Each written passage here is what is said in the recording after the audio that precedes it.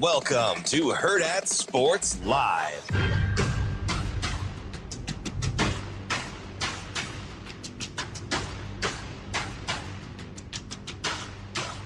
Huskers hoping for a little better luck on their home field than they've had their last two games as they run out to take on the Northwestern Wildcats. Keep it a two-score game. Tommy Armstrong on the keep. Hurdling a man. Armstrong lunging for the goal line, and he's in for the touchdown. Spectacular run by Tommy Armstrong, soaring for 6. Armstrong to Abdullah, Amir Abdullah. Down and in for the touchdown, and the Huskers on top on the second rushing touchdown of the night from Amir Abdullah. Harburg under center, Fleeks is the deep back. Wide receivers left and right. Turn, back to throw, a play action look. Harburg going to take a shot downfield, has a man wide open. Malachi Coleman makes a catch. Touchdown, Nebraska. Trips to the near side. Kellogg gets a shotgun snap. Final play of the game. Ron waiting for the wideouts to get downfield. Launches the throw down toward the goal line. Going up. Ball tipped in the air. Caught. Touchdown. Northwestern cap. Nebraska wins the game on the final play of the contest. Oh, baby. Other side of the 2-minute timeout. Minnesota 24, Nebraska 6. Looks like the Huskers will be licking their wounds. Yeah, it wasn't good enough. I mean, I think I've always been really, I don't know what to say to you guys other than it wasn't good enough. I mean, I'm pissed off. I'm pissed off at the coaches. I'm pissed off at myself. I'm mad. You know, the greatest thing is that we got the next game. We got another game to go do it. Caught by Key. There he goes. Turbo button. Touchdown. Dane Key. I think our whole objective is to make sure that when a fight starts that we're not counterpunchers, but you taste your own blood, that you fight back.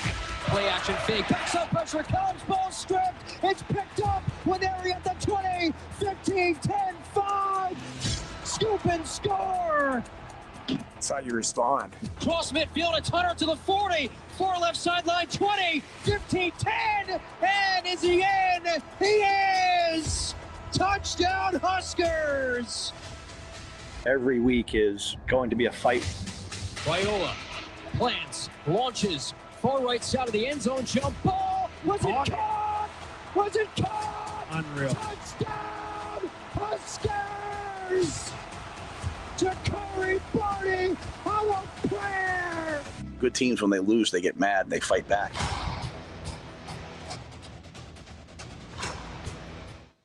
Good morning. Welcome into Hurrdat Sports Live, presented by Centrus Federal Credit Union. That's DB. I'm Ravi. Lulla here at Hurrdat Sports Bar and Grill. What's up, DB? How we doing? I'm doing good. How are you? Good. Did you get enough sleep? Not even a little bit. We probably went to bed about the same time. Yeah. What time did you hit the hay? It's about 1:40 maybe. Yeah, that's in the neighborhood. We didn't pull back into the high school until it's a little after 10. You know, gotta love Thursday night football. I'm looking forward to like tonight. Yeah. Right. Even though the pregame show starts in Lincoln tomorrow at bright and early, 7 a.m. So you're rolling out of your house at 5:30? 5:40. Oof. It is a 38-minute drive to park. Terrific. Isn't that amazing? A lot of fun for you. It's excited. Isn't it bad when you have to leave for your weekend job earlier than when you have to leave for your day job? Yeah, it's wild, isn't it? It is. Exciting. It is wild, and this is one of those pre-games too. And we'll talk to the very entertaining Benny McLaughlin. Oh, love talking to Benny, man. I can't wait. I got a lot of Charlotte Hornets questions for him. I'm gonna be honest with you. So he's like he and I are continually.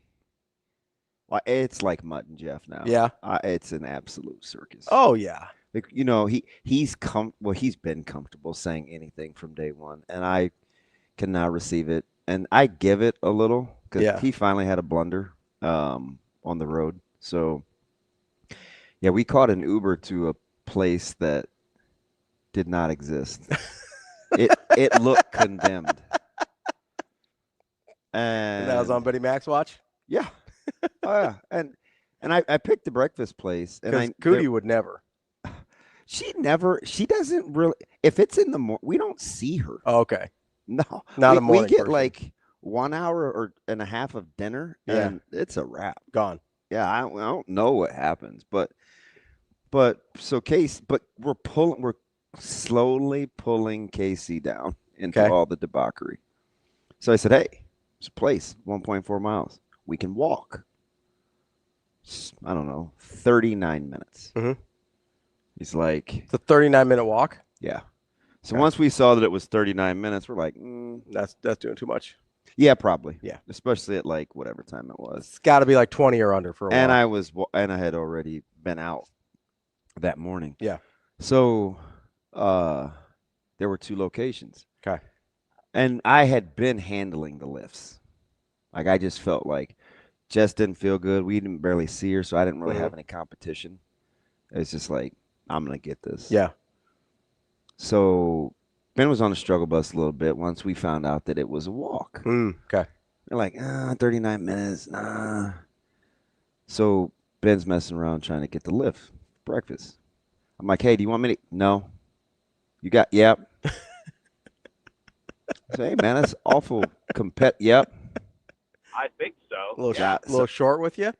Super competitive. Okay. So, okay. All right. And we pull up to a place that looked like I wouldn't have gone in there. The type place that probably had spiders and stuff like that. If you won't go in, you know it looked bad. Our Lyft driver was hilarious, though. Super sports junkie. Were they like, you sure you want to go? No, he took us to the correct location. Oh, okay. Which was also kind of sketch. Okay. Anytime, if you hit the trifecta, you're probably in a good restaurant. Okay, what's the trifecta? Sketchy looking? The trifecta is bail bonds, nail salon, liquor store. What? It's not going to matter. I'm not saying that's not going to be a good restaurant. You're probably in a very specific type of restaurant. So that's where I made the mistake. Uh-oh. It was order to go. It was not a sit down. Oh, no. I mean, it was you knew we weren't winning. That morning started off as a grade. You should have texted me and warned me that this was going on. Debacle. So I'm still excited. I'm like, okay, I got 3 hours. I can start my day over again. Know when to shower. I bit into the burrito. Wrong order. Oh, man. And they made it wrong the first time. And she told me, she's like, hey, he put rice in it. You said no rice or potatoes. And I was like, yeah. So he's frantically doing his thing. I can see him because it's like an open kitchen. She grabbed these 2 big old burritos. And she already had the bags open. So she shoved one. And so somebody got extra egg, double bacon, double sausage, no sauce, extra cheese. And I got carne asada, some bacon, some sweet sauce. Yeah. Oh, I know how you hate sweet meat. Man. He's a one-trick pony. You can't even save that thing. But Ben, he had saved the day. So Ben has his restaurant selection was sensational. Yeah. So he's good. But it's just funny how you think I'm competitive. OB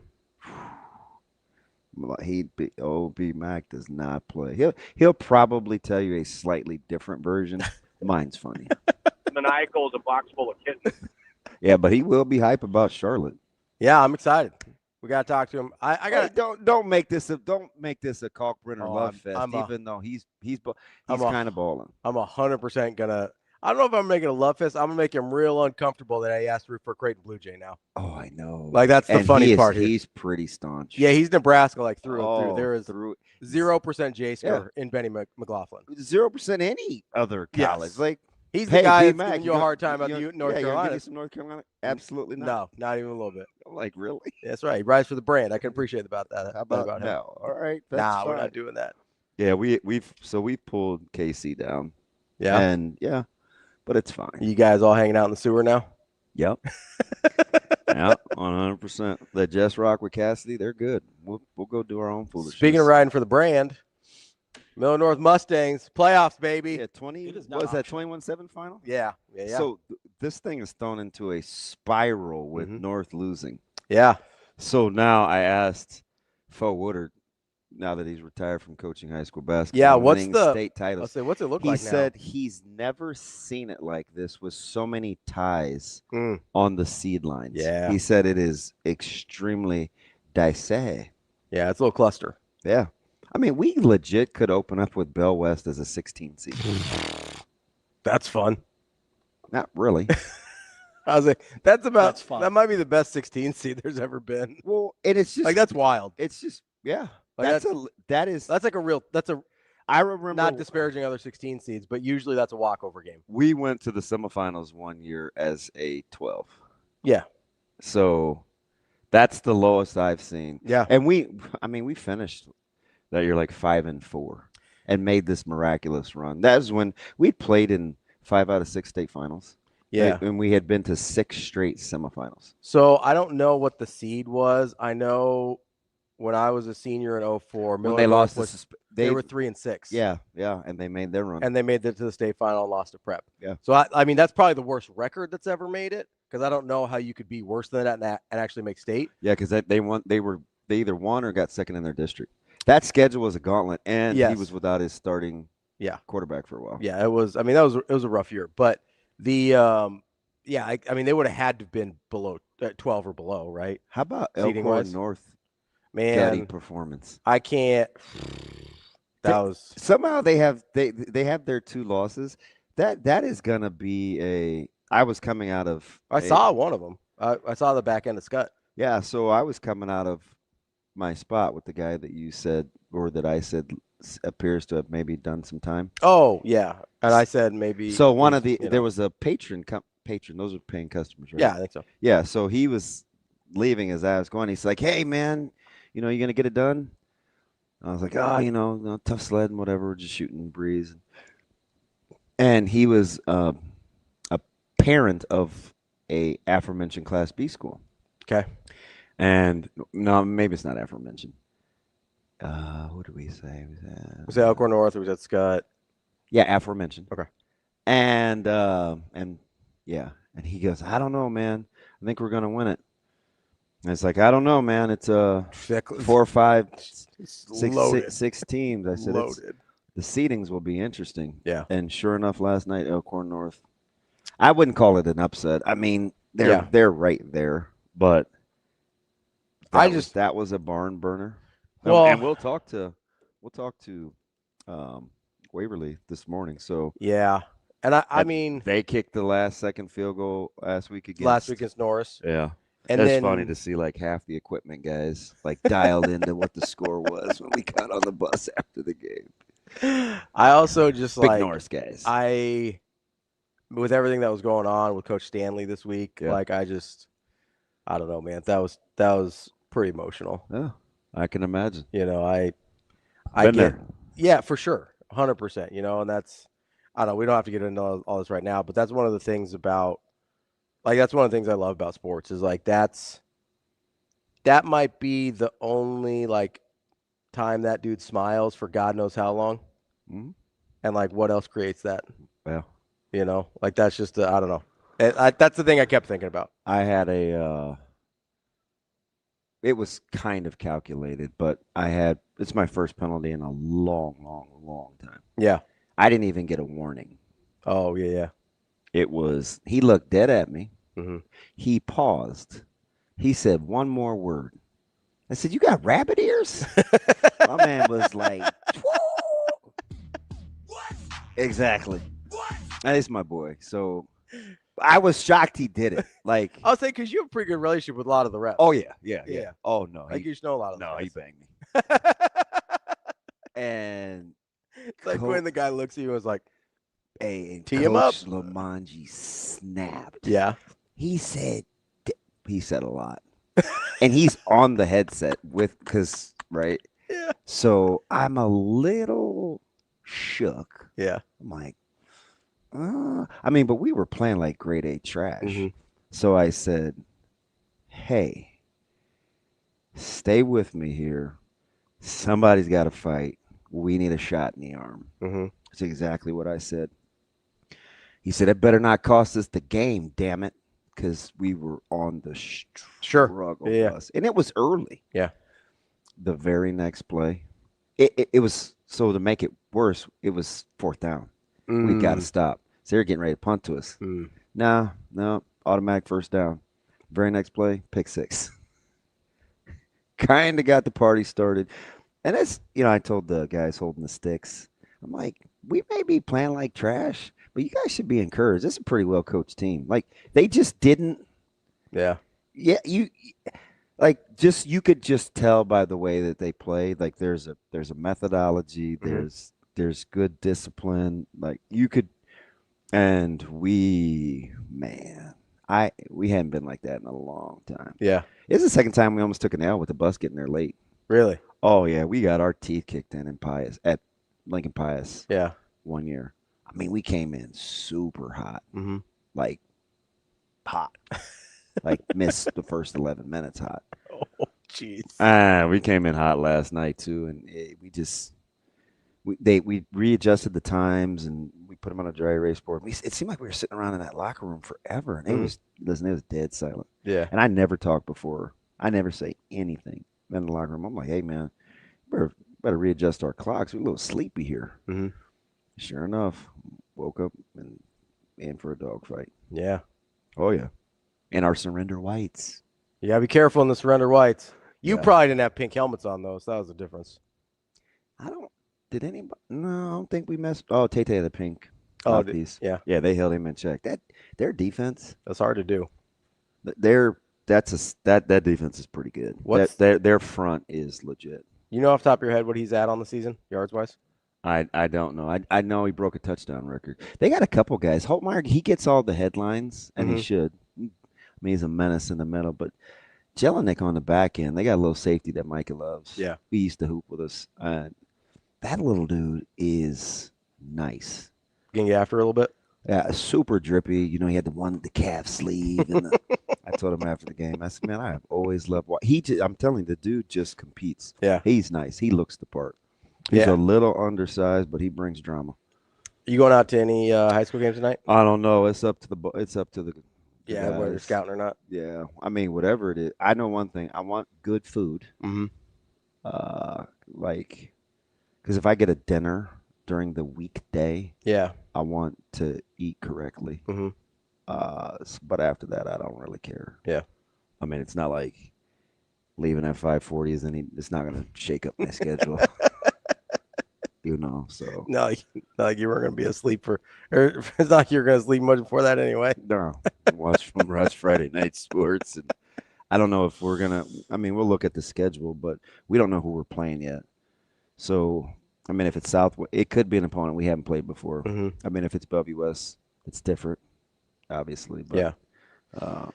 So you missed my boy Wardell yesterday. Yeah. So giving him the business. I almost was going to use him today again, but I joked with you that he was only going to get his one and done for a while. Yeah, you said unless he dropped 60. 40 is pretty good. I said 61. 42. I don't even know why I said 61, except for I was thinking Roger Maris. Yeah. Just a weird. For no reason? None. Do I ever have? Sometimes. A lot of times there's a reason I don't understand, but usually you got there somehow. Yeah. So I basically spent last night, I'm on the library, but I'm reading through the FBI case. Oh yeah. That's all. I'm consumed by the intricacies of the FBI. Dude, this thing is wild. I'm floored. We may poo-poo it. I don't know how you can. This is wild. So what is it with these crazy card games in the mob? So the mob's been running card games for decades, right? That's kind of one of their rackets. Yeah. I think so. Because that's what Arenas got popped for. Yeah. So there's this. They use celebrities. Yeah, I know. I read the whole thing. Draw people in, right? Yeah, like the face card, the fish. Yeah. So did you scam? Have you seen Molly's Game? Yeah.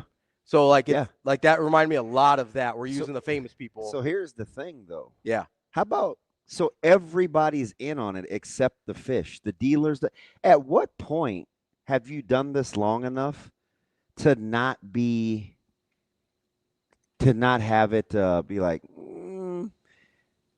really? Like, well, so it's for sure. I get what you're saying, But I feel like they said hundreds of thousands of dollars were lost by some of these guys. One dude lost 1.8 in card games around, what was it, 4 or 5 cities? Yeah. Some dude I mean, lost the Hamptons, Vegas, New York. Yeah. They weren't like playing in our neighborhood. One bettor had lost $1.8 million. Yeah. And it was like $7 million total. I'm like, it's just wild. So I think this is the only thing I can come up with is people get so intoxicated of this idea of like, oh, I get to play with a celebrity or like I get to play. I get it. You know what I mean? Get it. That they don't pay attention to anything else that's happening around them. Like that is I mean, who has that kind of bleep you money? Just to where you're captivated that I'm playing that. At some point, 1.8's a lot to somebody. To most people, I would say to a large majority of people, 1.8 is a good chunk of change. You suck out on me for $20. I'm mad. Yeah, it's true. You're like, hey, River Rat. You paying up that bet? It's 5-card poker for a reason. I'm like, I mean, what were we? I would be. What were we playing for at your birthday? Like 20 Yeah, bucks? and that was competitive. Yeah. See Coach Frank? Well, TV was pissed. Yeah. Nah, he stays mad. So that ain't nothing. You told me though, he was like, he's still mad about it like a month later. Oh yeah. He's like, well, Ravi came in late. And I don't know. Man, listen. So he was just kind of hugging me at the memorial, and even that felt kind of intense. A little terse. I'm like, it's okay, lighten up, buddy. No, I don't. The whole thing is give you my mean hug.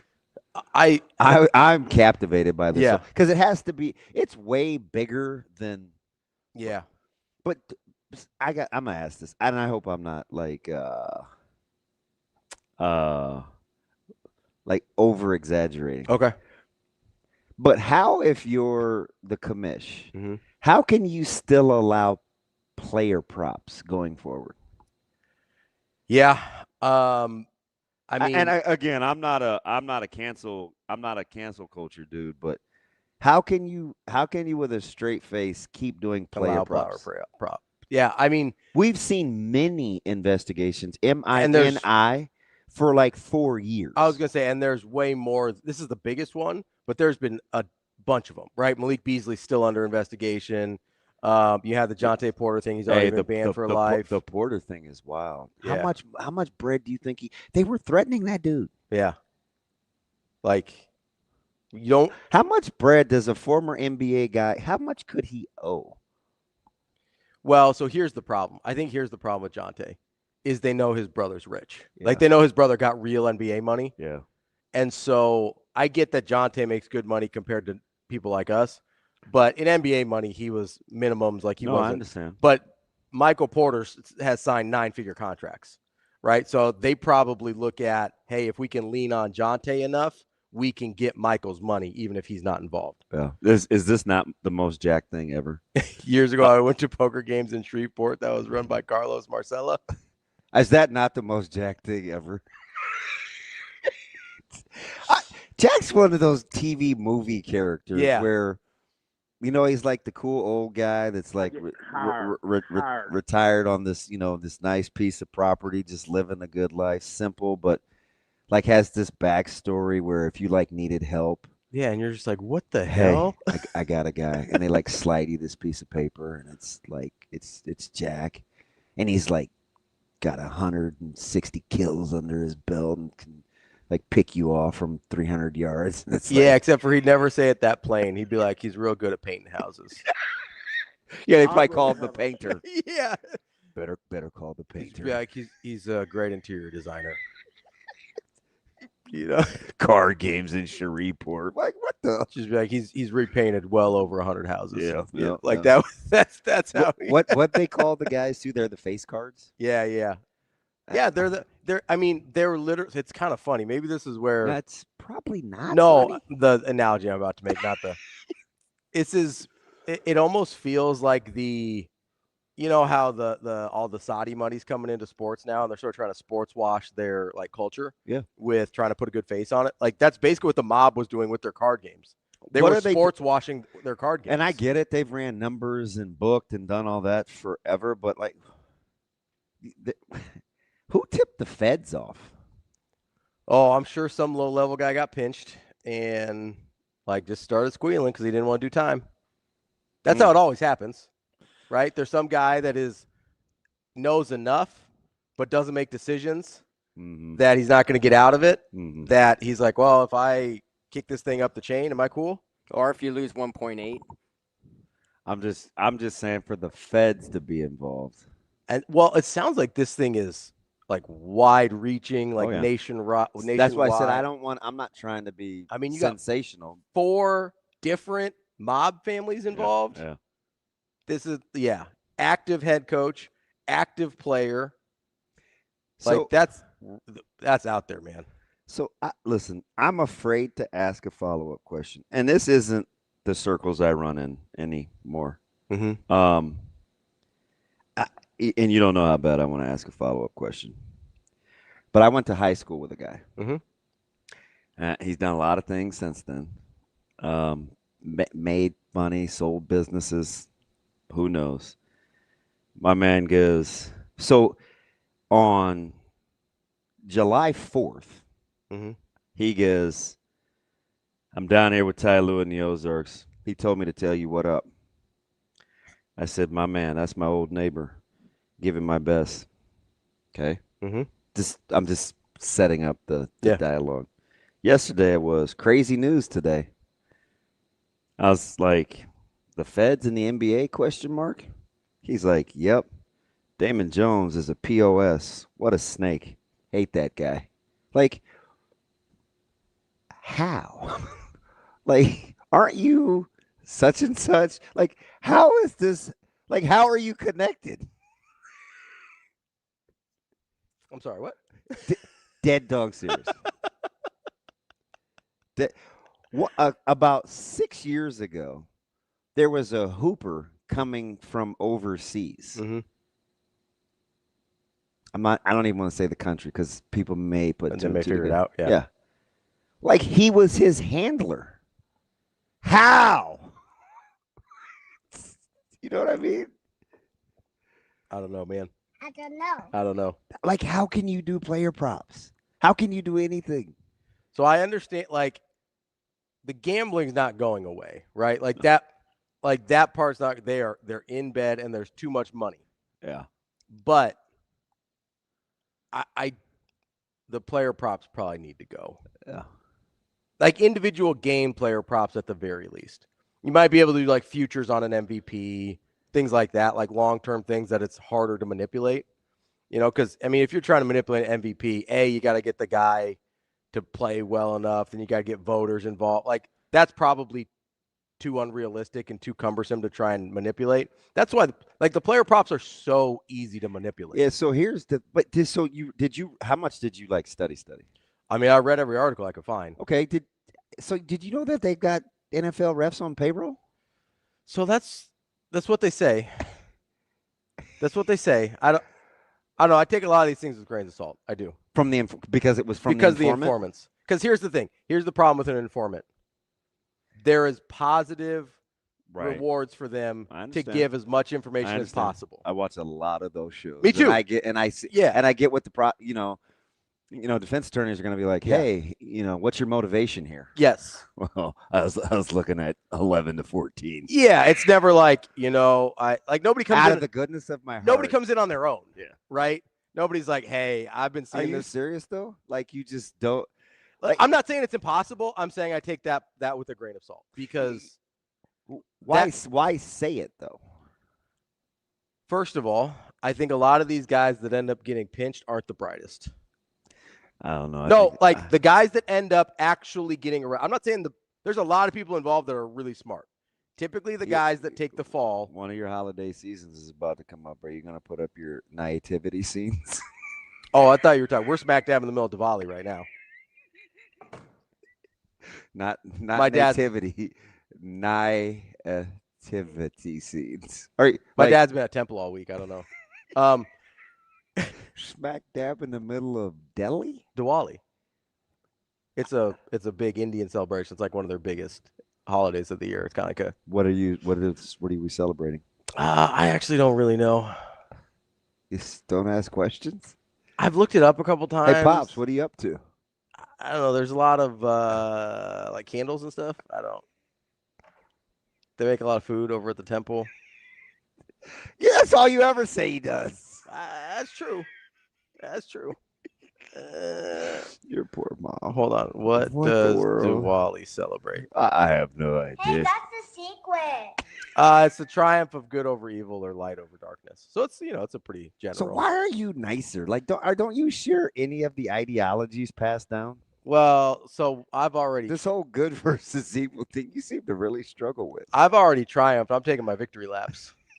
Of course. I'm in my Diwali season all the time. That's what I always do, and they never catch me. Ain't nobody gonna catch me. No, so like I think I think there is. I'm not disregarding the informant information. I'm not saying it's totally false or anything like that. I am saying when you get information, I do the same thing when like Shams reports something, right? If like this is in my like, like I've talked about like Narcos and some of these other docs. Like I don't know, man. Like I think a lot of these guys know. I do think they know. I also think they have a vested interest to give. No, there's no doubt. Two things can be true. Right. And I mean, didn't you read our timelines yesterday? I did. I also think there's. Why is comprehension so tough? I don't know, man. I wonder that almost every day. Do you? Yes. Why comprehension's so tough? Because I feel like, and it's not just a me thing when people like comprehending what I'm trying to say, because I know I can be sarcastic and goofy and like sometimes that can muddle things up a little bit. But I do wonder when I can read or intake information and get a totally different outcome. And that's actually true. There's some uncles that like I found out years later I was not related to. Like my dad would just be like, "Oh yeah, that's your uncle," and I'd be like, "Oh, I thought that's what we did." Maybe. Hey, we got that. We got that in common. Nice. No. You got a lot of cousins. You got a lot of cousins too. I got a lot of cousins. No, so Natasha was out in San Francisco this week training for a new job. No, hold on. This is a good story. So she was out there training for a new job, and my dad's like, "Hey, I've got a cousin in San Francisco. Do you want me to like see if you guys can meet up or whatever?" And I was like, "Dad, number one, have you ever actually met this cousin? Number two, is this person actually related to us, or are you just sending my wife to meet off with some rando Indian guy in California?" I don't even think you can say that. Why not? It's true. You can't say rando? Well, like Calrissian. I'm gonna be honest. I'm assuming he was Indian since my dad called him his cousin. I didn't see a picture or anything. Did you read Suave? He said Puerto Ricans do that too. My wife hates how much family I have that either never met or not related. That's what I mean. Yeah, so maybe it's just like a brown people thing. I don't know. But like that's happened. Shane, you ever call anybody Unc that isn't your uncle? Just Rocky Balboa. No. What about cousin? Auntie Trish, and she's not really your I don't have a lot of cousins. I mean, I do, but they're all related. But they're all related. This is wild. I swear to you, like so when we went to India when I was a kid, and there's people that were walking around, and he's like, "Yeah, that's your uncle, that's your cousin, whatever." I found out decades later I was not related to any of these people. I was like, "Dad, I'm gonna need a family tree of like blood relatives, so I can understand." Alex said I had a pops who wasn't my pops. Okay, Wyatt. So I thought about you yesterday. He came up in our coach's office too. So in this most roundabout way. Why you can DM me or text DB or something, but so I was wondering if you had a sister that was also adopted that is not biologically your sister. Because at the restaurant that my mom and I go to all the time, they have the same one. Yeah. Okay. Because they treat her super well. So they have a new like GM over there. Yeah. And she was sitting down and talking to my mom because they all like her, and so they'll sit down and like talk to her for like 20 minutes. And so she's like, "Oh yeah, me and my brother are adopted. We're both Korean, but we're not related." And I was like, did she say anything about chickens, or that's pretty general? I mean, I don't know. That's the second person I've met in Omaha that's been. You think there's only one adopted Korean? No, I think there's two, and I'm wondering if they're. I'm just trying to figure out. This started out with the feds. Oh, we got a lot of aunties too, Jason. We do. A lot of aunties. Well, you usually know the cultural group by what they're called. No, I mean, like if you say like my aunt, it's probably more him. This is my aunt. No. Is he from Britain? Yeah. No, it's a little much. He's Iowa old money. It's my aunt. Shane, you all right? He talks about me all the time. I'm used to that it. That wasn't even mean. That was just a thing I said. My aunt. I'm not even gonna do it. It's like the Grey Poupon commercials. So you know my man JB and KC? Yeah. Like on a humbug last week or the week before last, he goes $3 laughy face emoji. Yeah. I thought I got that. I thought I slipped that one in. Remember that day? Okay, so I'm hearing from somebody who deals with a lot of, I don't want to put him out there, deals with a lot of low-level like drug people in his job. And he says he has to take what they say with a mound of salt and quadruple check everything because they are trying so hard to get themselves off the hook. I get so it. that's why I'm like, okay, maybe they have NFL refs on the payroll. That wouldn't shock me. But I'm also probably not going to take it on the word of an informant when they definitely have something to gain by giving as much information as possible and as juicy of information as possible, right? Like if you're like, hey, I'm sort of this medium-sized dog and I'm in a lot of trouble right now, but you know that like you're not really the one they want to catch, then you just be like, hey. It's not like you're going to Sing Sing. That's a prison? That's like a POW prison, is that right? Are you gonna get on me about POW? No, again? That was off air. That was another jerk moment you were having. No, it's not a thing I do. I'm trying to remember what Sing Sing is. It's like one of the most famous prisons. Okay. There's Alcatraz, there's Sing Sing. I'm gonna be honest, Nortak, like your track record on this chat is so bad. So he's interesting. Like sometimes he's like I'm gonna lay out for him because sometimes I'm like captivated. Other times I just keep it pushing. He goes. He's been on a bad run this week. That's all I'm saying. Not really. Yeah. You think? He's been riding with Captain a lot. I mean, you gotta just know Cap. That's fine. I'm just saying. I'm talking like I'm taking a whole bundle of. Nah, he's actually kind of interesting. You can like him. No, I didn't say that. I'm just saying. Remember, this was like a couple weeks ago, and I go, he's kind of throwing me because of how it's spelled. Yeah. But I like what. Do you remember that week? No. Yeah. I don't. I'm gonna be patient. That's fine. I'm just saying, for the most part, I'm not riding with most of the stuff he says, and so I don't know. I'm just, all I know is whenever information gets out, we like have teammates out of the chat. Yeah. Oh, I'm with that guy. Oh, I'm not with that guy. We should actually. That's what we should do on. Just do a chat draft. No. That's what we should do on for the show for the live show next week. Is we should make people come in either Team DB or Team Ravi shirts. There'd be like 2 Team Ravi shirts, which is fine. But I don't know. Do you look at my social media time? I've got a grade A idiot. More people in the chat ride with you than me. That's I only reference him probably once a year.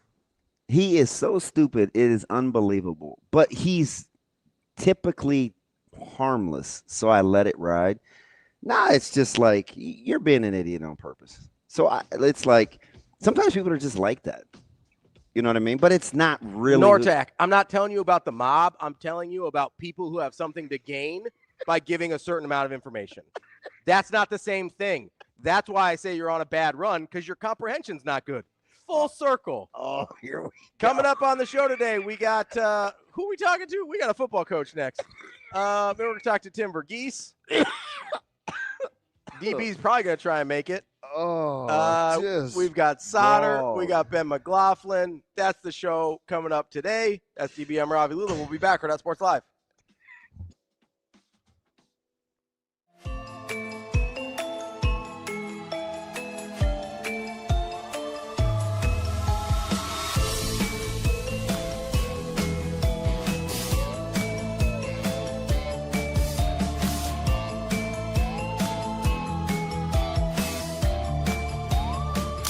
Call into Fearless Savings this October in Edwards Nissan with upfront deals you can point to. Lease the 2025 Nissan Sentra SV starting at $249 a month for 36 months with $0 down. Sleek design, smart tech, and incredible efficiency. It pays to make the drive to Edwards Nissan.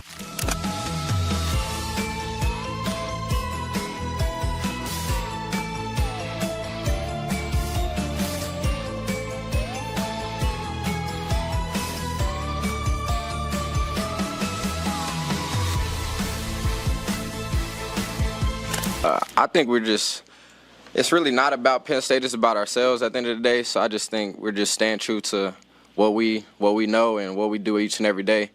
And I think the work will show. Yeah, I mean, exactly what Trilly said, as well as, this is just a chop wood, carry water situation, right? We placed above Iowa at nationals, but in no way, shape, or form would I be saying that, we're ahead of them looking forward, right? I think as a whole, every single time we step on the mat, you're back to being unranked, right? And you got to prove yourself every single time you wrestle. Beating Penn State is the goal, but beating everyone's the goal, right? They just happen to be the one that everyone knows about. Absolutely.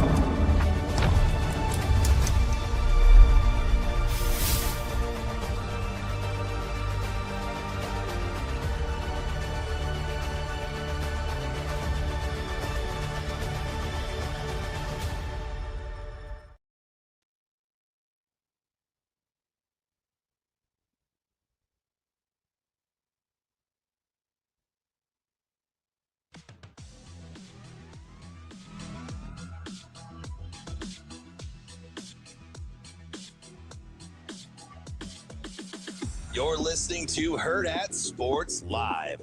It's the Friday Coaches Corner. This is a process that we're going through. And although we're looking for the winning edge, shortcuts aren't one of them. Hello? This is what the greatest thing about sports is. You play to win the game. Can you believe they called that play? I formation, quick 141. 94. Fullback banana, hot right. Round left, wide, nasty, 16 lead pass. Just what were those coaches thinking? They are who we thought they were. We let them off the hook. On the Friday Coaches Corner. Hey, the spot! He's up here, sir. You misplaced the line of scrimmage, you bunch of dummies. It's the Friday Coaches Corner.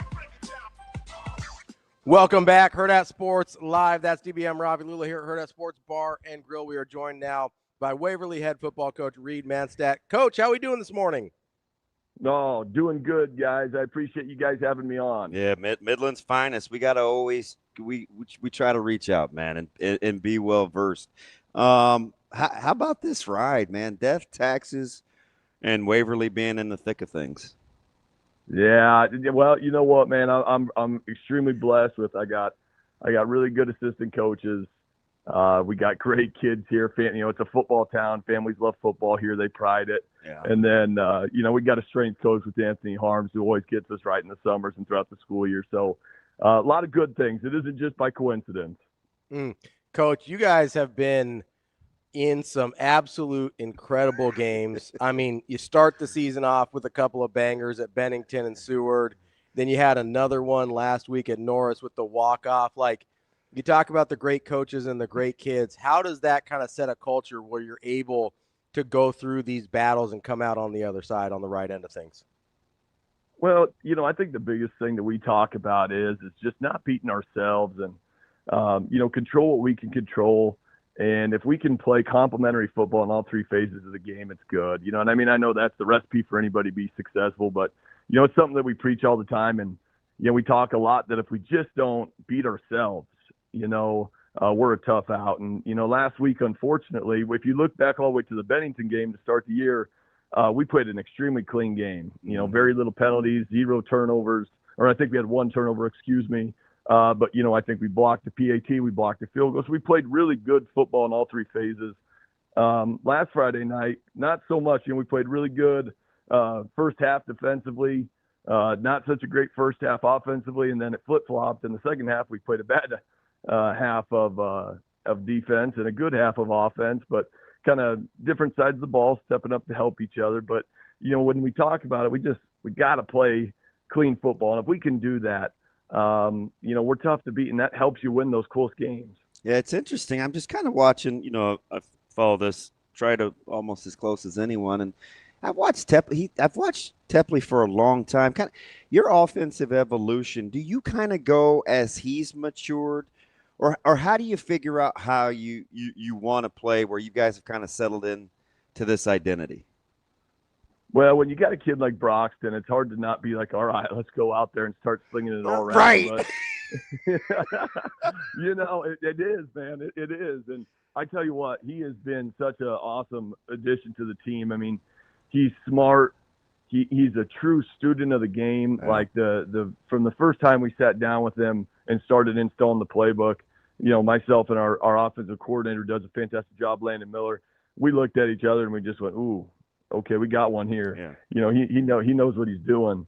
And so, you know, he always wants more, you know, and I think that kind of translates onto the field. So it's like having another coach out there. But, you know, the offensive evolution, obviously, Waverly historically is this run-heavy team. Yep. And I think that's important here in Class B, and that fits my personality. But you got to be multiple. And Broxton adds that element to it for us. And so, you know, when you got a kid like Nathan Axman, people are going to load the box. People are going to try and take away that run game. And having Broxton, and we've had our receivers step up really well. It's one thing to have a kid that can throw it. It's a whole nother to have guys that can catch it. And we've had guys step up and really do that for them this year. They put a lot of time in the offseason. And to be, you know, multiple and not just be a one-dimension team, which, you know, we've kind of been a few years. I think that's been the biggest difference this year. Yeah, I mean, it's hard just, you know, you always try to want to get in the game outside of the stats. And it was, I mean, you got to be a proud coach. It was one of the few distractions we had getting on the flight from Minnesota last week. I know I got a couple of the equipment guys, they're Norris guys, so we're all checking scores, and it was kind of the buzz and an otherwise down time. And I'm thinking to myself, I wasn't shocked at Axman's, you know, he goes for 2 bills. But the fact you threw it 27 times, you throw it for almost 400 yards. I get it. Yeah. It was a one-possession game, and you described how you got there. But you have to kind of like your ability to do a couple of different things whenever you need to as the playoffs are right around the corner, right? Oh, absolutely. Because, you know, every defense has a strength, right? Like, you know, some teams are built to stop the run. Other teams are built to be able to, you know, be a bend don't break team where they're going to be able to take away your deep shots, and so you're going to have to run on them and then get creative inside the red zone. And you know, to be able to have that ability, so when you're going up against, you know, say set defense that stops the run really well, we know we can go in with the mindset that we're going to be able to throw the ball around a little bit and not totally live out of what we want to do. You know, we feel confident living that way. You know, and then the flip side, if we know a team's going to sell out to stop the run, they're going to, you know, umbrella coverage us and all those different things, then we know that we got the guys up front and the horseback there that we can hand it off 37 times like we have before to Nathan. You know, so to have that ability is definitely nice. And that's going to bode us well as we get into the playoffs, because there's going to be no easy path this year. I know you've got Pius tonight, and that presents its own unique set of challenges for focus and, you know, the next opponent and the things that coaches like to address. But do you play peekaboo and take a look at finals and points and seedings? Perhaps I say this every year about B, so this may be victim of the moment, but man, I mean, seedings are going to matter, aren't they? Or do you look at it as like, well, you got to play everybody at some point. Well, let's just line them up. I think our schedule has set us up well, right? You've played Bennington, you've played Norris, you've played Seward, you've played McCook. And so we've played some really good competition that we feel confident that no matter what path we get, we know it's going to be tough, man. I mean, this is the most tight-knit B has been, and for as long as I remember doing it. And so I don't think anybody's going to look at their path and just go perfect. So I think that you're going to run into a deal where you're going to get challenged, and that's I think there's going to be a lot of challenging games round one, and then so on and so forth. And so but obviously I think last night's game with Elk North and Bennington's going to play into it a little bit. That's going to I wouldn't be shocked if we see one of those two teams now in maybe the semifinals if we would get there. So just different things like that. We're probably going to end up playing somebody that we've already played before, or another really good team. But yeah, like you kind of said though, it's hard to to not want to take a peek, but at the same time, you got Pius tonight, trying to finish out an undefeated regular season district championship on the line tonight. So just trying to keep the boys focused on the present season, and then we'll worry about our second season, which is the postseason, come tomorrow morning. Yeah, I'm sure you'll do a much better job than we did. We ran into a buzzsaw last night, and it almost caught up with us. So make sure you keep your guys dialed, because every head coach's worst nightmare, right, Coach? Oh man. So I do want to ask you, just because I watch you from afar all the time, and you got this kind of personality that people gravitate towards, and your alum loves you. But it's just like, all right, let me see how this thing kind of works. How do you feel about like this kind of quiet competitiveness amongst the coaches and the classes, right? Where all these games now have to go in the Hudl pool. Some guys give you end zone copies, some guys don't. Like the gamesmanship has changed quite a bit, I think, in terms of the coaching competitiveness. How are you rolling with that? Well, I won't say names. I won't either. I'm rolling with it better than some people are, because I've gotten some phone calls from some coaches who are probably listening to this laughing right now, going, "Don't you dare say my name." Yeah. But I've gotten listen, we're like, hey, are end zone copies optional, or like what are we doing here? Exactly. And I know exactly who you're talking about right now. And Coach, when Coach called me, I just was like, I was like, oh shoot, hopefully we've been putting ours there. And he's like, no, you guys have been, but there's some other ones who haven't. So, long story short, man, it's we I don't think much into it. We upload all our film.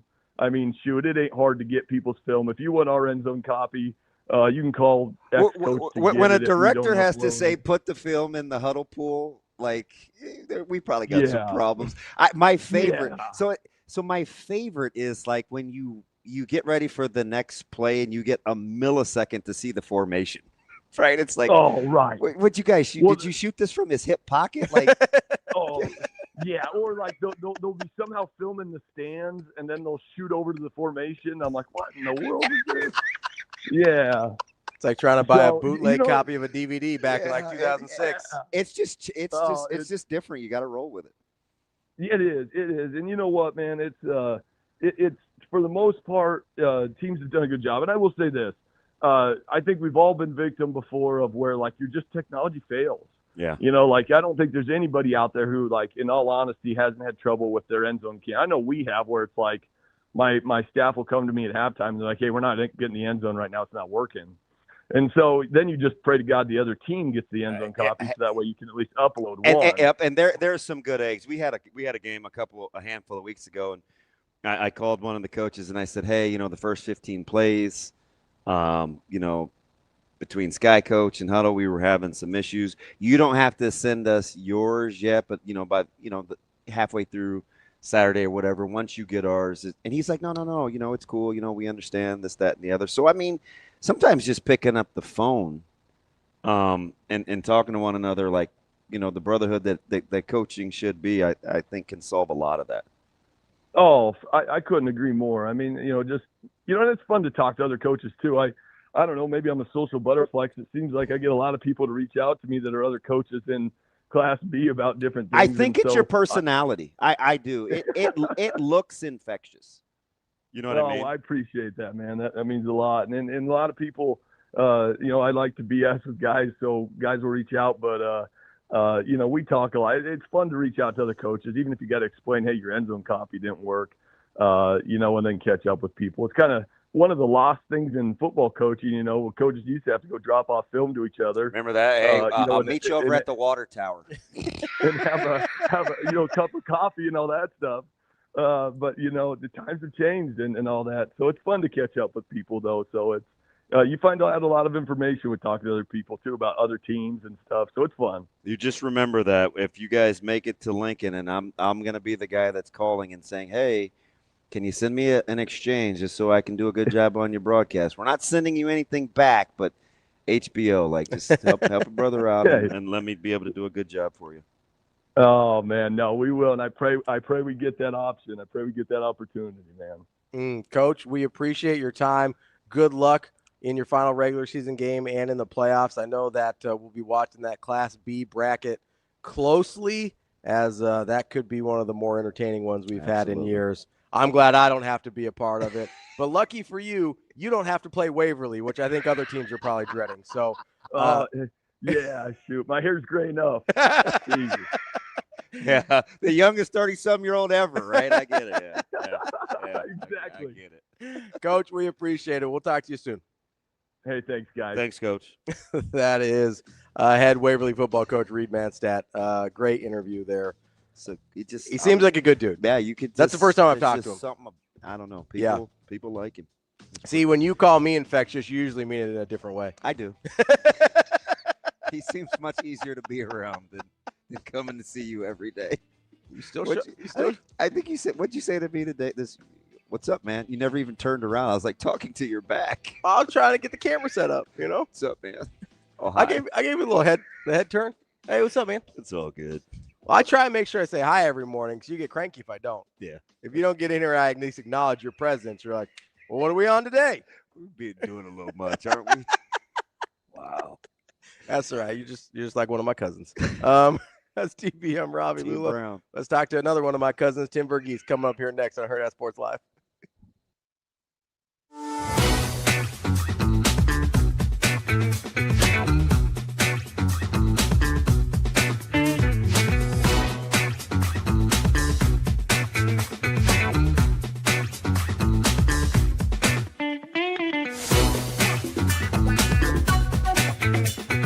Fearless savings this October at Edwards Chevrolet with 0 down sign and drive deals waiting for you. Get $12,000 off MSRP on the 2025 Chevrolet Silverado 1 LT Crew Cab 4-wheel drive, or lease for $555 a month with 0 down, strength and upfront savings. Or drive the 2025 Chevrolet Trax front-wheel drive LS, lease starting at $299 a month. Sign and drive with 0 down, smart design and modern tech that fits your lifestyle. Don't wait. Fearless October savings are happening now at Edwards Chevrolet.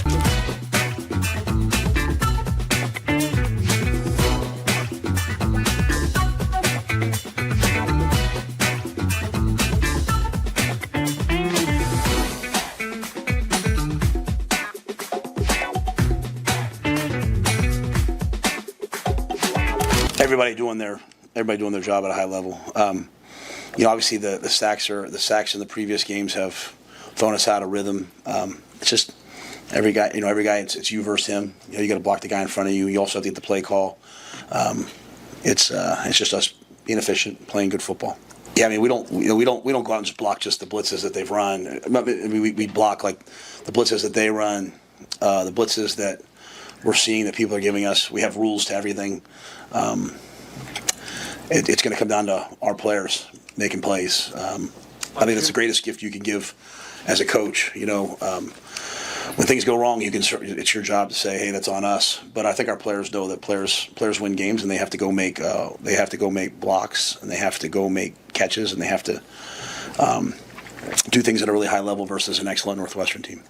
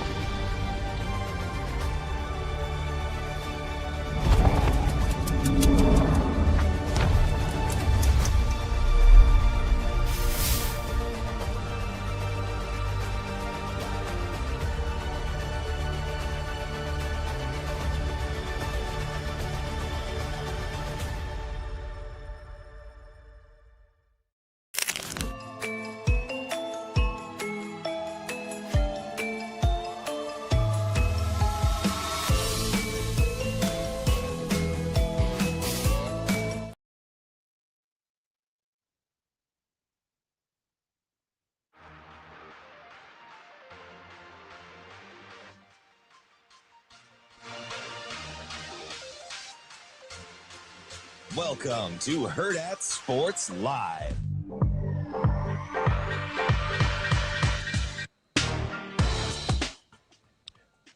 Welcome back, Hurrdat Sports Live, presented by Central Federal Credit Union. That's DBM Ravi, Lulla here at Hurrdat Sports Bar and Grill, reminding you, if you're out on the road, make sure you got that seatbelt fastened and make it click. It prevents injuries and saves lives, but only if worn properly. This message from the NDOT Highway Safety Office. We've got our guy Tim VERGHESE here from inside Nebraska. Tim, what's going on, buddy? Hey, how we doing, guys? V, how we doing? Hey, not too bad, not too bad. Did you recover from Minneapolis? I'm sure there were many MANY and MINI board meltdowns over Minneapolis, right? We tend to operate in extremes. Yeah, it's been a week of extremes. I think extreme reactions and just this idea that who you are is the most recent game you played, not the culmination of the work that you've or the tape that you've put out on the year. It's you are who your most recent game is, and you're kind of seeing people that react just again off individual games, which it's just kind of part of the landscape. Yeah, not necessarily my favorite part of the landscape, but I do. You and your Well, I like to think about things, Tim, you just mad 'cause I was mean to you this morning? Yes. Okay. All right. I just gotta check sometimes, Tim, I do couple of kids over here, Tim. Couple of kids. I do wonder how you balance that personally when you're looking at there's no denying a very, very bad performance against Minnesota versus what you've seen over the rest of the season, because it's really easy in my mind to be like, okay, they have 6 performances that I thought they played reasonably well, or at least there were plenty of positives to take from all those. You have one performance where there's 0 positives basically to take from. Like, how do you balance that to figure out what you think you're going to see moving forward? Yeah, I mean, when there was a game like this last year, the Indiana game last year, where I essentially just tossed all of that game, where I was like, okay, I mean, Nebraska had a bad game plan. They came out flat and they just never got up off the mat. This felt similar. And for me personally, once Elijah Pritchett and Rocco Spindler left the game, you toss everything else out. You already have a not great game plan going in. You lose 2 starting offensive linemen. What's going to go well? What did you expect was going to happen? But anyone that's analyzing anything post Spindler and Pritchett and seriously looking at that and saying, well, the offense is flawed for this reason. Well, the offensive line is missing 2 starting tackles. You start there and the conversation starts there, and we really don't need to go beyond that. Specifically, the best offensive lineman in Rocco Spindler is missing. So I kind of just junked most of the game. I think there's obviously areas of concern and bigger things that popped up again, the run game. And I thought you guys really got into it yesterday with MRI yesterday on what are the actual issues there and what can be fixed. But I think the defensive run game issues are something. I really thought Nebraska had started to turn a corner offensively in terms of figuring out that balance and how to pair the pass with the run, how to feed everyone equally and make everyone happy and get into a flow of the game. And they just never got into a flow of the game on Friday. And so that's where I kind of think the issues stem. And yeah, I mean, obviously there are issues I think this program is going to have to address in the offseason to again take the next jump forward. But my season prediction had Nebraska going 9-3 and losing to Michigan and losing to Minnesota, and they're 5-2 at this point in the schedule. They're still, as far as I'm concerned, they are still on track to go 9-3. Now, the third loss was Penn State, and I don't think that's we'll see how that game goes versus what that third loss ends up being, or potentially 4 losses ends up being. But I just don't believe when you zoom out and look at the course of the season, you see Nebraska go 8-4, 9-3. With this team, I don't think by the end of the year most people will be disappointed.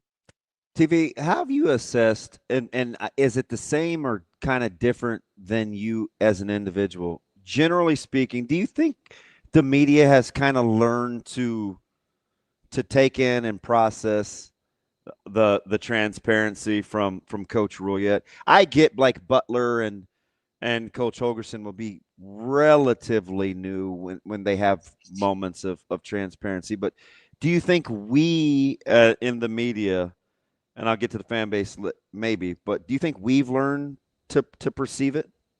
I think it's still evolving. I think something I've noticed is a lot of the very vocal, specifically on social media, the very social media vocal members of the fan base that do pay attention to things are encouraging a lot of other fans to watch the press conferences and not just listen to media. Because I mean, there is some of that in this market, where there is some of like, pick and choosing quotes and trying to frame things a specific way based on what a coach says. Well, no, but if you listen to the entire context of the quote, like for example, this week, I think there's been a lot of running away from various people with what Butler said about the flow of the game and him personally, what he did after the 71-yard run.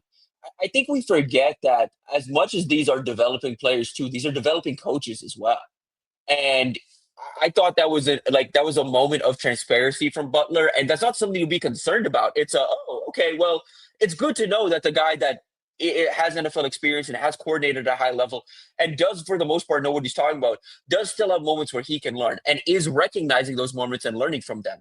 A guy with Butler's experience could easily have been like, well, it's on the players to execute. It's on that. No, he owned up in that moment and said, well, I coached the game different. And I think that should be something that generally encourages people more than discourages people. But I've seen people take that and use that as something that, for whatever reason, they are now concerned with this defense moving forward. And again, I think there are issues with this defense. I think there are things they need, but they are working within the personnel. And again, like you guys said yesterday, for the most part, they are genuinely scheming things up well. It's guys have to make plays. Like when you can count on a defense having some younger guys making mistakes, but when the veterans are also making mistakes, there's not one thing you can point to. You can't say, well, this guy's not executing, this guy's executing, we have to get this guy up. Well, if they have veterans and like it just at some point, like you guys talked about yesterday, and why it can be very frustrating for coaches and people trying to explain this to people is at the end of the day, it is just guys have to make plays. Like that's just what it kind of comes down to.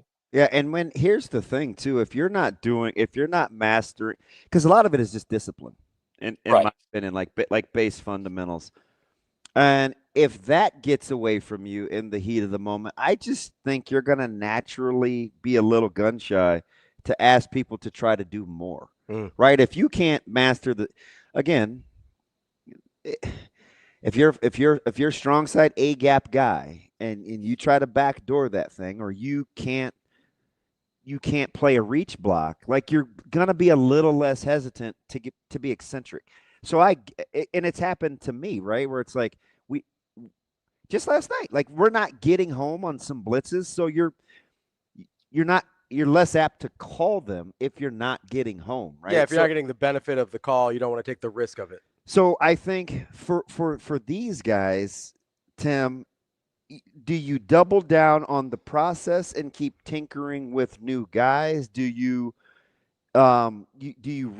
tweak the process and stay with the same guys? Is it positional? Like, how do you think they'll look at it to get ready for Northwestern, a team that's pretty adept at running the rock?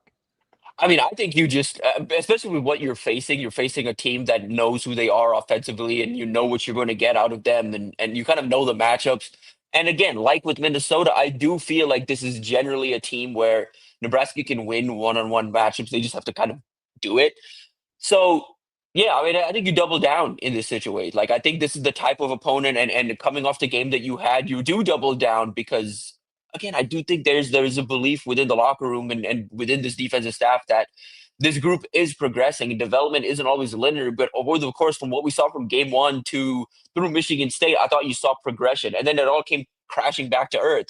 It fell back to earth a little bit against Maryland, of course, and then really came crashing down to earth last week. So, yeah, again, this is a defense that has had promising moments and developed, but yeah, I don't think you throw away the development and the growth of the unit that they've had together over one game. But yeah, I mean, I think there's a lot that's going to be asked of guys. I think you're going to see a similar tight leash on specific individuals in the back seven in particular, of like, hey, if this isn't happening again this week, like we've got guys that will make those plays or will at least try, and will put themselves in position to like make those plays.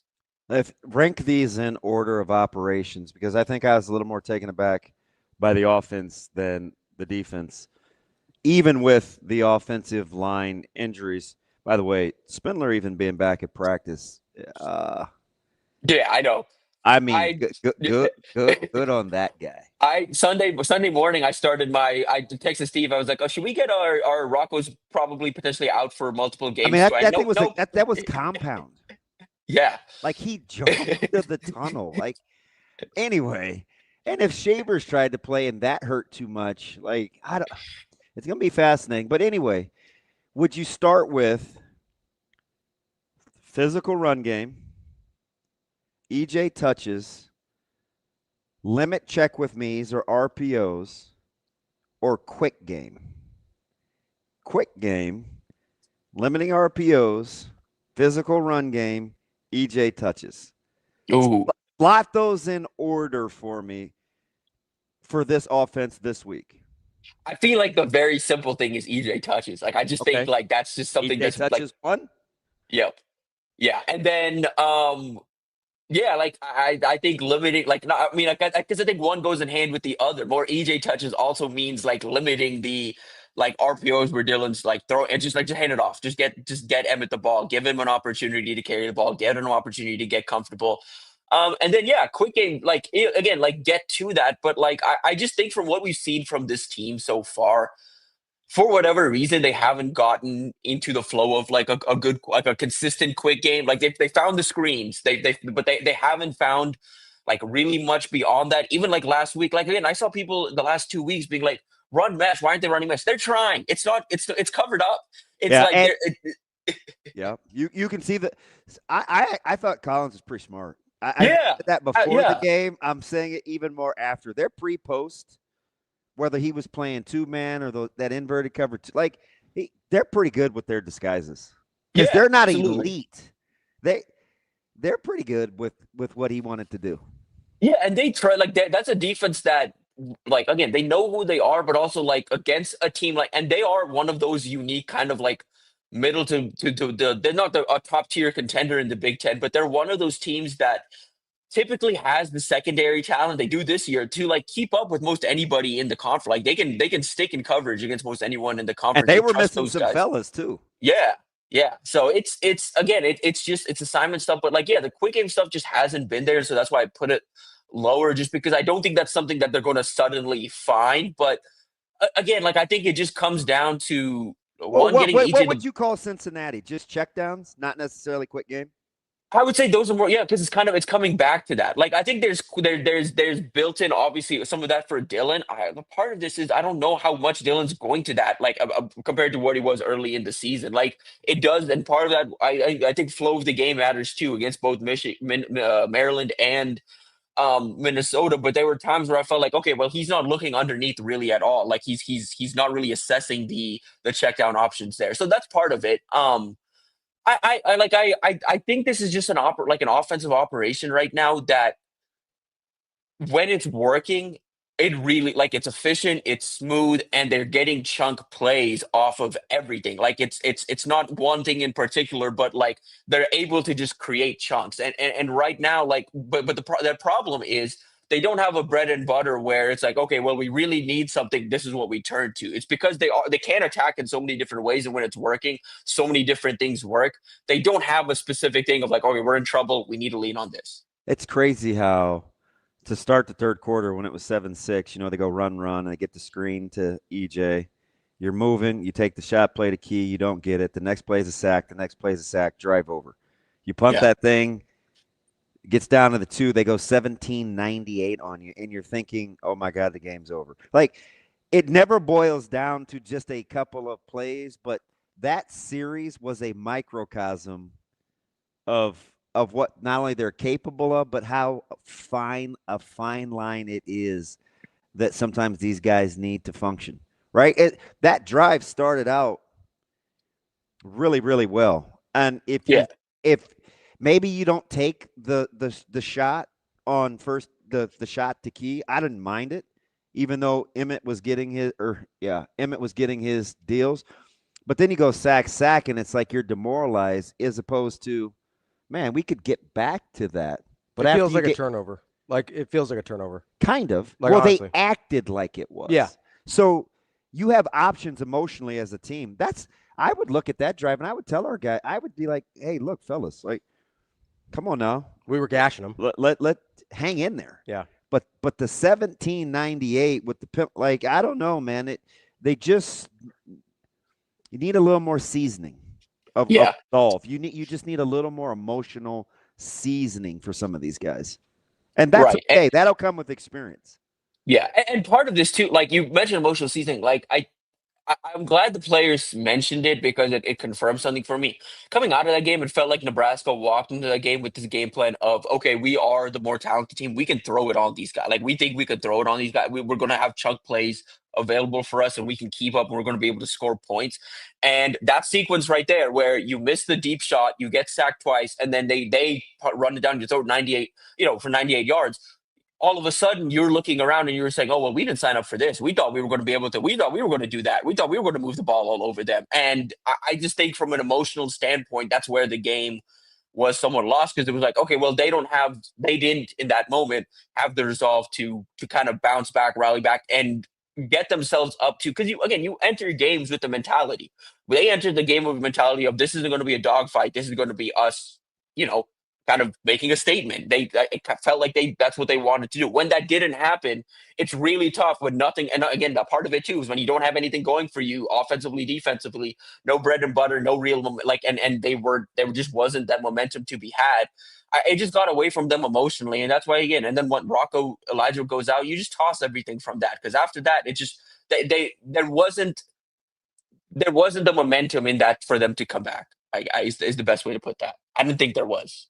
Tim, if you were putting together this offense and you've seen what you've seen from them so far this year, you've mentioned this term a couple times, and I've heard it a lot throughout the week. What would your bread and butter be? What would be your go-to to say, hey, this is what I think we can do when nothing else is going right? I mean, like at this point, it's Emmett like touches, like just like he can move the ball. It's like he just needs to get into a flow of the game, but he's shown, I think, regardless of opponent at this point, that there are opportunities for him in the run game, and like whatever that looks like, however you need to manufacture touches for him to get him to move the chain, but he is the guy that is the consistent chain mover. And I also think it comes down to like getting back to feeding the playmakers. Like, I think there's part of this where I like, and I appreciate it that Dylan spreads the ball out as much as he does, but the combined touches for Ja'Cory Barney over the last 2 weeks are not acceptable. Like I think Dane Key still is they're working on it, but he's not getting the ball. I think it's just trust your guys that are matchup nightmares and one-on-one matchup winners to win those one-on-one matchups. Like, I think it comes down to that. But at the end of the day, like if you're looking for a bread and butter, it has to be eminent. If it's not that, like I'd call it buddy ball, but it's buddy ball. Like get Dylan to get Dylan easy touches and easy outlets to the guys that he trusts in space. Do you think how interesting do you find it, kind of the back and forth where we're really, really quick to say, and maybe it just depends on the narrative we want to, but like, let's just say we zoom out and we don't really care who starts at quarterback. If you're going to make this a discussion, why do we take Akron and Houston Christian out of Dylan's statistics, but we use that to justify or talk about what we think the second quarterback is capable of when it was in those same two games? You know what I mean? It really is just like it's the backup quarterback's most popular guy. Like when you think you can do something like okay, well, like again, hypothetically, it's like, okay, well, the O-line protection isn't there. We need to do this. Maybe do it with their quarterbacks. But like again, on paper, I can understand why people think but you're not in the lock. You don't know the conversations that are happening. Like you don't know how mentally in control of the offense Dylan Raiola. You don't know, like again, like the dynamics of the locker room, all of that. Like there are all these different things that go into it. And on top of that, Dylan is the most capable and talented guy in the locker room of leading this team right now. Like he is the most capable quarterback in that locker room. And it comes down to everyone except, I think TJ accepts his role. I think Trey Taylor knows his role coming in. I think everyone in that room knows and understands the role. I shared this story like last week, but I don't know if y'all saw what Keelan Russell said after Ty Simpson won the job. Like he went back home to his mom and was like, yeah, he won the job. He should have. Like if he didn't, I would have had questions about the coaching staff. That's how it should be. And that's how I think TJ Lateef thinks as well. Like they know who the guy is. And like any of this noise on the outside isn't getting to them because they know what it is on the inside. Tim, as you look at Northwestern and see some of the same qualities of that Northwestern team that we maybe saw against Minnesota, desire to run the football at a heavy pace, ability to kind of control clock and limit possessions and things like that. And then probably a better defense than what Minnesota has. How much of what you think is happening in this game is, well, Pritchett will be back, maybe we get Spindler, maybe we get Shavers back, and how much of it is, I think Nebraska is just going to be in a different headspace, or do you think it's going to be different than Minnesota? I mean, I think they're going to be in a different headspace for one, and two, I do think, again, like with the Indiana, like I tossed that Indiana game out just because I felt like it was a bit of an aberration game. Like, I think this team is going to get back to offensively specifically. I think they are going to get back to some of the stuff that worked. I think there is going to be a more, I think that the game plan is going to be a little more dialed in offensively, and I think defensively, the assumption is Shavers is back, but. I think these guys in general recognize the sense of urgency, and I kind of trust the bond that Butler has with his guys and the relationship he has. And the fact, I think, again, this is personal, and we'll see how it looks on Saturday. I think Butler is capable of challenging his guys and holding those guys to a very high standard, and those guys responding. I think there's that trust there. I think that's established, and I think those guys will fall in line and will do what they can to perform to Butler's expectations. And I think there's, like I said, going to be a tighter leash as well. And again, on paper, if Nebraska plays the offense the way they have the majority of the time they have this year, they should still have the ability to create some separation in this game and, play a little comfortably maybe in the second half. Again, they've not played that way recently. They've not made it comfortable for themselves. They've not allowed themselves to kind of create that separation and build on that separation. But that's what I'm looking for on Saturday is play like the offense you've shown you can be. And then defensively, you have the better Jimmies and the Joes, like prove it again. Like they have a run game. You know what they're going to do with you. You know exactly who they're going to in the pass game.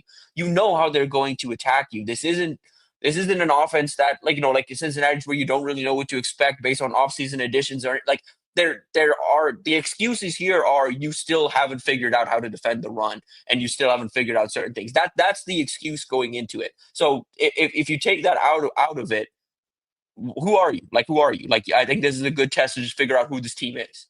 Yeah, this is weird because I'm kind of warped and a little demented. But I actually like the early start time. I like the narrative that we've kind of made.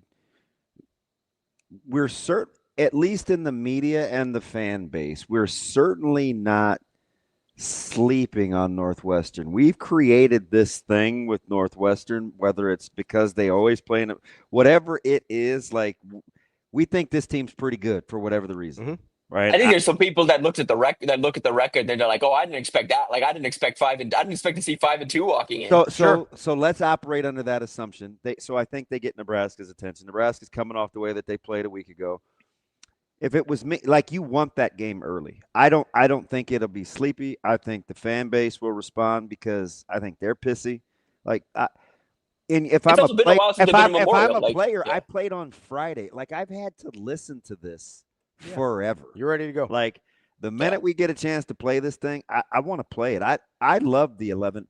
Outside of when I have to start my day, I love the 11 o'clock kick for me. Yeah, absolutely. Like again, I don't really have a whole lot of concerns about this team's ability to respond, just because like Saturday or Friday was like a little stunning for me, just because I didn't think this team was still capable of that. Like I didn't think this team was capable of a bottom falling out type of performance anymore. But I like the way they've responded, the way it's a reminder, like again, like what I know about this team and what I believe about this team is this is a strong team that is responding, that was as frustrated as everybody watching on Friday, was as frustrated being in that moment and knowing they like not knowing, but like trying to find answers and not really having any. And the response after has been exactly what I expected. Like this is a team that I think is going to rally, that's going to bounce back. They know Friday's not acceptable. In years past, it may have just been a thing where it's like, okay, that this there's excuses for this, there's that. There was no excuses. No one, like, I'm the one that's bringing up that Pritchett and Spindler route. Dylan didn't do that. The offensive guys weren't like, well, you lost 2 starting offensive tackles. Like, well, offensive linemen, what are we supposed to do? Like, they didn't say that. They were like, well, we didn't play well enough. 6 points is unacceptable. Tim, now you got me doing it. Changing gears real quick. I rub off on him in a positive way, obviously. Tim, what do we have coming up in terms of recruits coming in? I know with the 11 o'clock kick, it can make it challenging, but it sounds like they're still trying to get some visitors in this weekend. Yeah, super interesting that it's a lot more national guys than I expected. And in 26, you've got an official visitor, Damon Lewis, younger brother of Panthers guard Damian Lewis, edge rusher, out of Charlotte, that's visiting and making his official visit. He's got this visit on the books, then Florida State next week.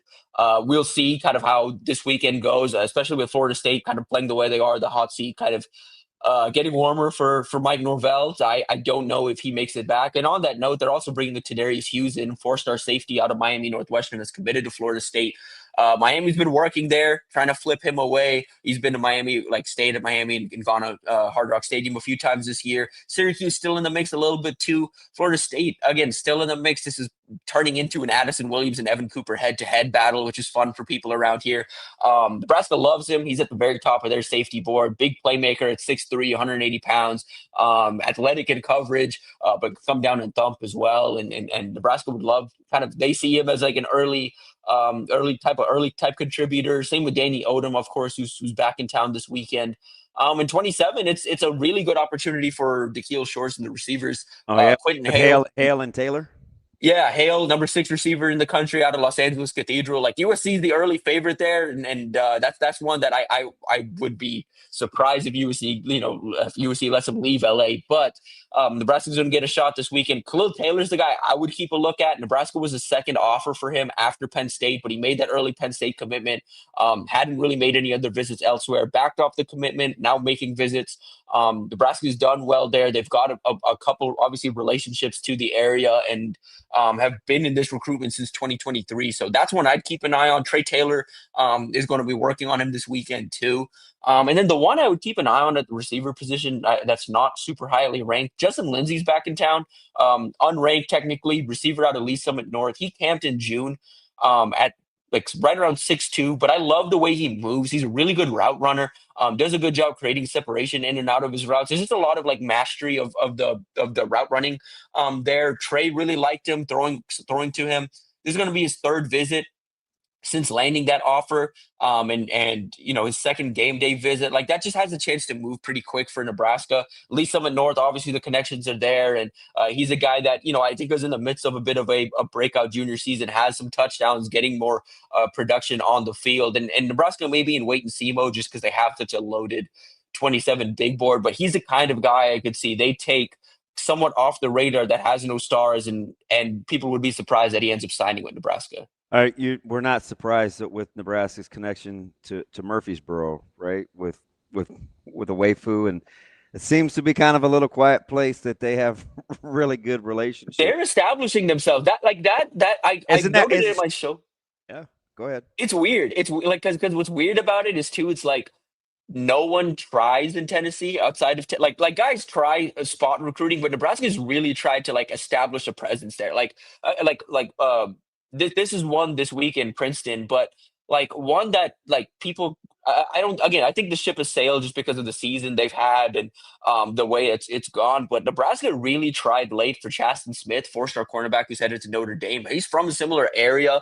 They got him on campus quietly last year, really opened his eyes. And if he didn't make that early Notre Dame commitment, I think Nebraska would have had a seat at the table and been a real contender there. But just the way that recruitment got away from them. But that's been interesting. I've been trying to figure out there's a couple of relationships there that have helped Nebraska, but there's something there's for whatever reason, people in Tennessee are really receptive to Nebraska.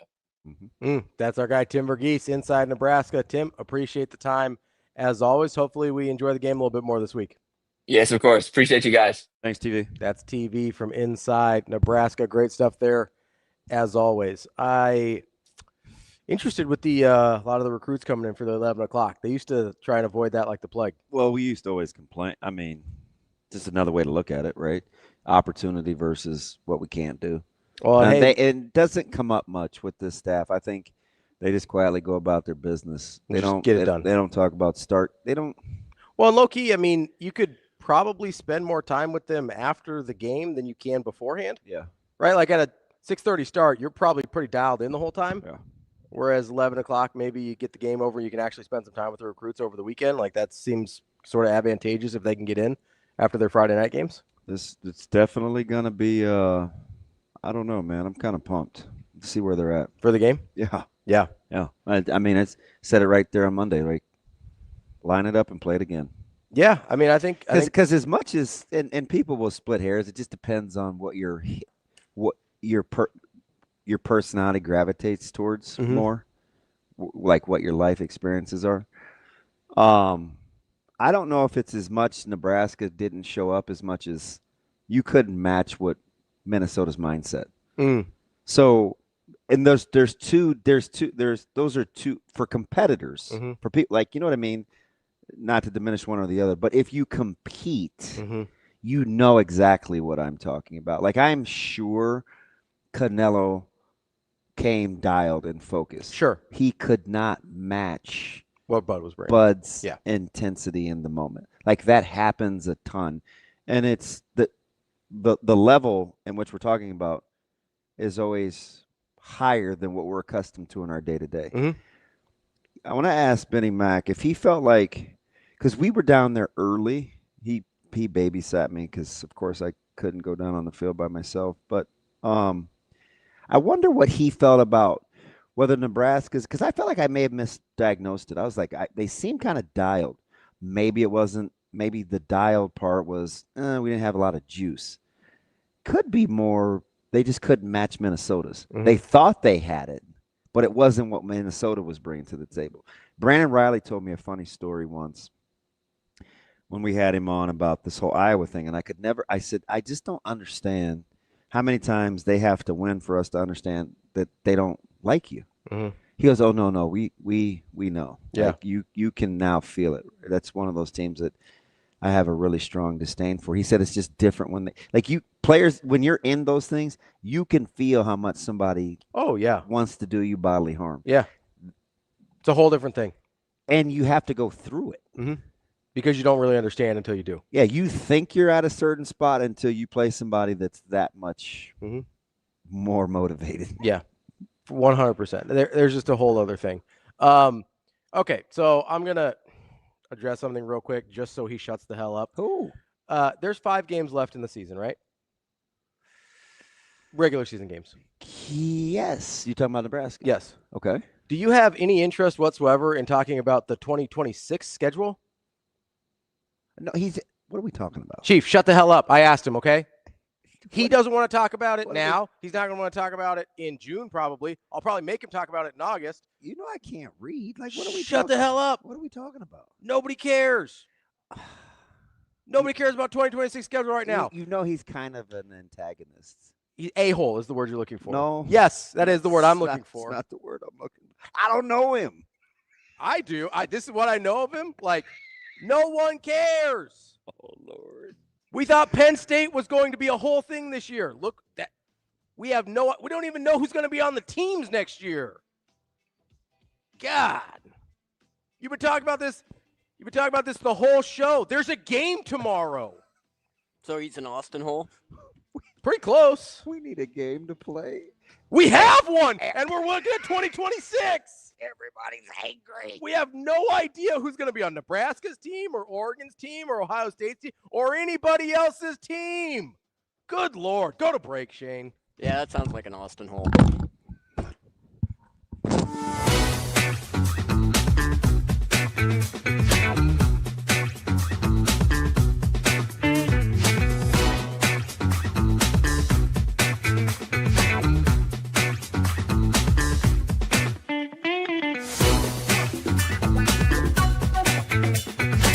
fearless savings this October at Edwards Chevrolet with 0 down sign and drive deals waiting for you. Get $12,000 off MSRP on the 2025 Chevrolet Silverado 1 LT Crew Cab 4-wheel drive or lease for $555 a month with 0 down, strength and upfront savings. Or drive the 2025 Chevrolet Trax front-wheel drive LS, lease starting at $299 a month. Sign and drive with 0 down, smart design, and modern tech that fits your lifestyle. Don't wait. Fearless October savings are happening now at Edwards Chevrolet.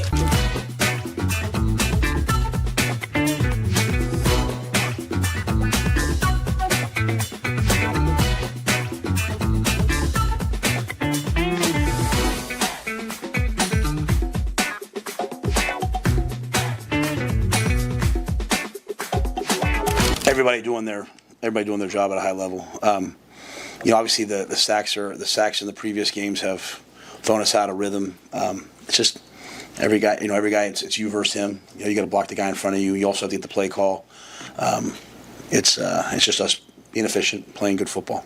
Yeah, I mean we don't go out and just block just the blitzes that they've run. We block like the blitzes that they run, the blitzes that we're seeing that people are giving us. We have rules to everything. It's going to come down to our players making plays. I think that's the greatest gift you can give as a coach. When things go wrong, it's your job to say, "Hey, that's on us." But I think our players know that players win games, and they have to go make blocks, and they have to go make catches, and they have to do things at a really high level versus an excellent Northwestern team.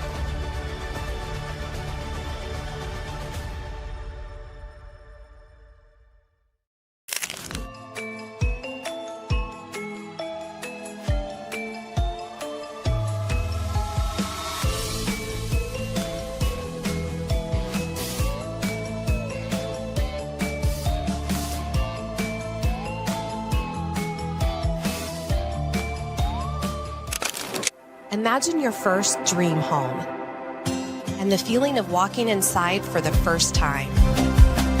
With Centrist Federal Credit Union's First Time Home Buyers program, you are at the doorstep of bringing your vision to life.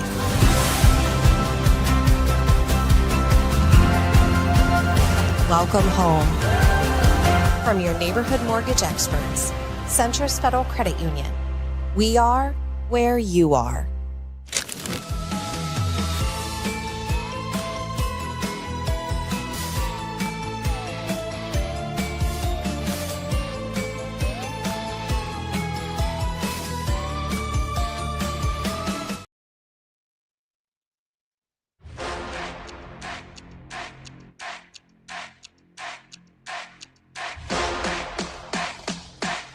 Welcome to Hurrdat Sports Live.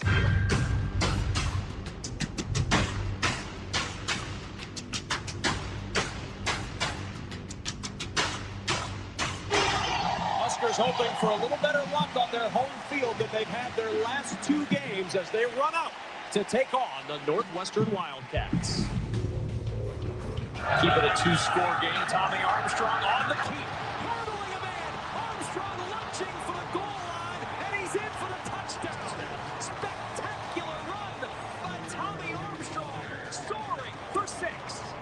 Armstrong to Amir Abdullah. Down and in for the touchdown, and the Huskers on top on the work under center. Fleeks is the deep back. Wide receivers left and right. Turn. Back to throw. Play action look. Heiberg going to take a shot downfield. Has a man wide open. Malachi Coleman makes a catch. Touchdown, Nebraska. Trips to the near side. Kellogg gets a shotgun snap. Final play of the game. Ron waiting for the wideouts to get downfield. Launches the throw down toward the goal line. Going up. Ball tipped in the air. Punt. Touchdown. Northwestern camp. Nebraska wins the game on the final play of the contest. Oh, baby. Other side of the 2-minute timeout. Minnesota 24, Nebraska 6. Looks like the Huskers will be licking their wounds. Yeah, it wasn't good enough. I mean, I think I've always been really, I don't know what to say to you guys other than it wasn't good enough. I mean, I'm pissed off. I'm pissed off at the coaches. I'm pissed off at myself. I'm mad. You know, the greatest thing is that we got the next game. We got another game to go do it. Caught by Key. There he goes. Turbo button. Touchdown, Dane Key. I think our whole objective is to make sure that when a fight starts, that we're not counterpunchers, but you taste your own blood, that you fight back. Play action fake. Backside pressure comes. Ball stripped. It's picked up with Ari at the 20, 15, 10, 5. Scoop and score. That's how you respond. Cross midfield. It's Hunter to the 40. Far left sideline. 20, 15, 10. And is he in? He is. Touchdown, Huskers! Every week is going to be a fight. Viola plants, launches, far right side of the end zone jump ball. Was it caught? Was it caught? Unreal. Touchdown, Huskers! Ja'Cory Barney, how a player! Good teams, when they lose, they get mad. They fight back. Welcome back, Hurrdat Sports Live, presented by Centris Federal Credit Union. That's DBM Ravi Lulla here at Hurrdat Sports Bar and Grill, reminding you that just 4 hours a month can make a big difference with Big Brothers Big Sisters of the Midlands. You can mentor a young person, make a big difference in their lives. You don't have to be perfect. You just have to show up, and Big Brothers Big Sisters will help you along the way. It's bbbsmidlands.org to learn more and to sign up to be a mentor today. DB, how are we doing? You good? I'm good. I was just telling Kobe, we have a defense called Kobe. Yeah, Kobe. What's your Kobe defense look like? Like, what's it? I'm not. So why is it called Kobe? Can you give me like a general? So you just think. Like Mamba mentality, intensity? Am I doing too much? I don't want to give it away. No. Okay. Yeah, kind of. Okay. But more, it's just funny because of his Rod Wave reference and how they all up in your feels? Always want Rod Wave playlists. Kobe dropping that bomb. So we're just like, there's like a connection there. So we're just like, we played it a ton last night. Amazing Daniel wants us. We call it Kobe. Amazing Daniel wants us to know that Nebraska's got Arizona. They're at Arizona on the 2031 schedule. Do we think that's a trap game? Are we really doing this? No, I don't even know where this started. So I'm super slow. So you have to. You have to clue your boy. I hate schedules to begin with. I know this. We don't even know what these guys are going to look like. That's my exact point. We don't know who Nebraska's team's going to be. We don't know who any of these teams are going to be. Can I get I don't even, do I want a backstory? No, you don't. I just want to follow this. It's literally one of the people in the chat was just like, ask Tim about the schedule. Ask Damon about the schedule in 2026. I get that there are names. I don't know bleep. I don't know who's going to be on anybody's team next year. Okay. So it's not really doing me a lot, you know? And you don't even like talking about schedules when it's appropriate to talk about schedules. So what does that mean? It means like August when you're like, do we have to do this? I was like, yes, DB, we do. What is it? This is part of the show. This dude said we got lucky. Like, what is good? I told you, just leave the glasses off. You don't want to know about the chat today. This dude might have split personalities. I don't know. You don't want to know about it. We got lucky. I mean, you don't want to know about the chat today. Speaking of getting lucky, you've been on a pretty good run with your betting picks. Yeah. You think we should make some picks? I don't know. Maybe later. I think we should. We don't have later. This is all we got. What time is it? It's 8:45. We got SAUTTER and then Benny Mac. And I know you're not getting Benny Mac out before the end of the show.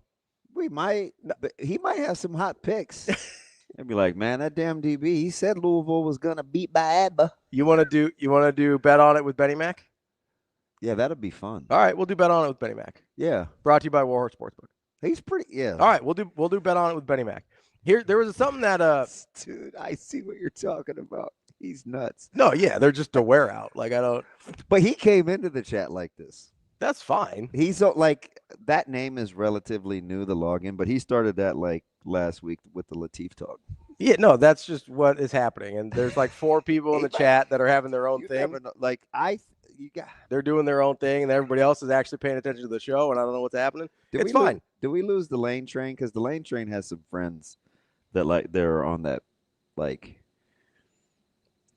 It's not pessimism. It's just we only focus on like the 1 or 2 things. Oh, I don't know. What I do know is Jason wants to know if there's a dress code for the Halloween thing. That's right. You can wear a costume. Start with clothes. Yeah, their clothes are required. This is a restaurant and a public place of business, so clothes are required.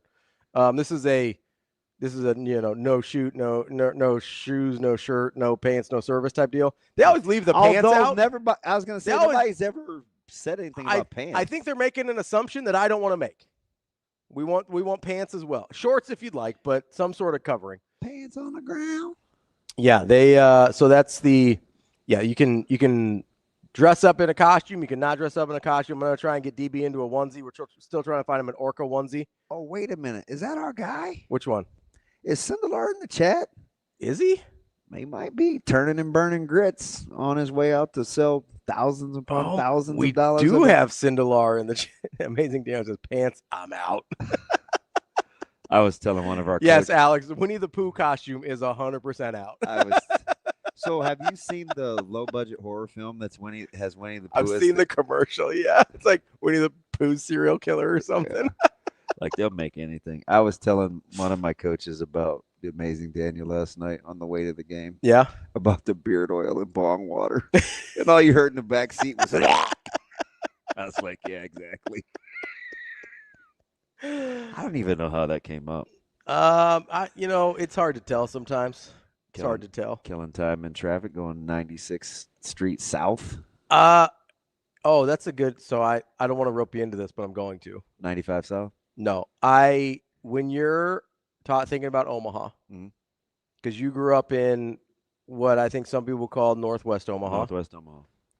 Where do you think West Omaha starts? This was a very controversial topic in the office yesterday. I think historically for me, West Omaha started west of 120th Street. Okay, that was a pretty common answer. So in your mind, you did not live in West Omaha. No, my black friends thought I lived in West Omaha, though. Okay. You did go to Omaha Northwest, so that's a little confusing. Yeah. Today, you still think it's about 120th? You said historically. I just want to know. It sounded like it may have changed. I would push that out to maybe 144th. Oh, really? Yeah. Okay. I said west of 680. I said once you get west of 680, it feels like you're in West Omaha. Really? Yeah. No, I think that's a little bit of a stretch. Okay. Because I still think the Southerners are fighting for the West Omaha deal. Like, I don't think, like we were at Foundation, I don't think Papio South considers themselves West Omaha. And that's 108th and 370. Yeah, that's correct. It does get wonky on the north and south extremes. You get between like Harrison and Maple, I feel like you have a much better kind of grasp on where West Omaha is. Yeah. When you get to the north and south extremes, it gets a little wonky. Yeah. Yeah, because I would agree. I don't think anybody in Papillion thinks they live in West Omaha. 120th sounds kind of right. Yeah, I don't have a problem with that. That's like a mile and a half west of the interstate. Yes. Do you tell people you live in West Omaha? No, I just tell people like cross streets most of the time. Like, oh, I live near this. I mean, technically now it's kind of Midtown. Well, so that's what I was gonna say. Like, yeah, Midtown's like 108th. Yeah, like 30. Like what people consider Midtown isn't even really Midtown. Yeah, it's closer to downtown. It's just west of downtown. Yeah, and we don't know what else. It's Midtown to most people is from like 30th to like 120th. It's just all in the middle there. He said SkyMax says he grew up on 149th. Used to think 132nd was West Omaha. T-Mac agrees with me. Oh, he says 680 is Midtown now. I'm still tripping off the Caribbean roots, but he explained it to me. I didn't get that text. I saw the original Caribbean comment in the chat. I didn't see the text. Yeah. Did I send you the IG thing of the job interview he sent me yesterday? Yeah, you did. You did.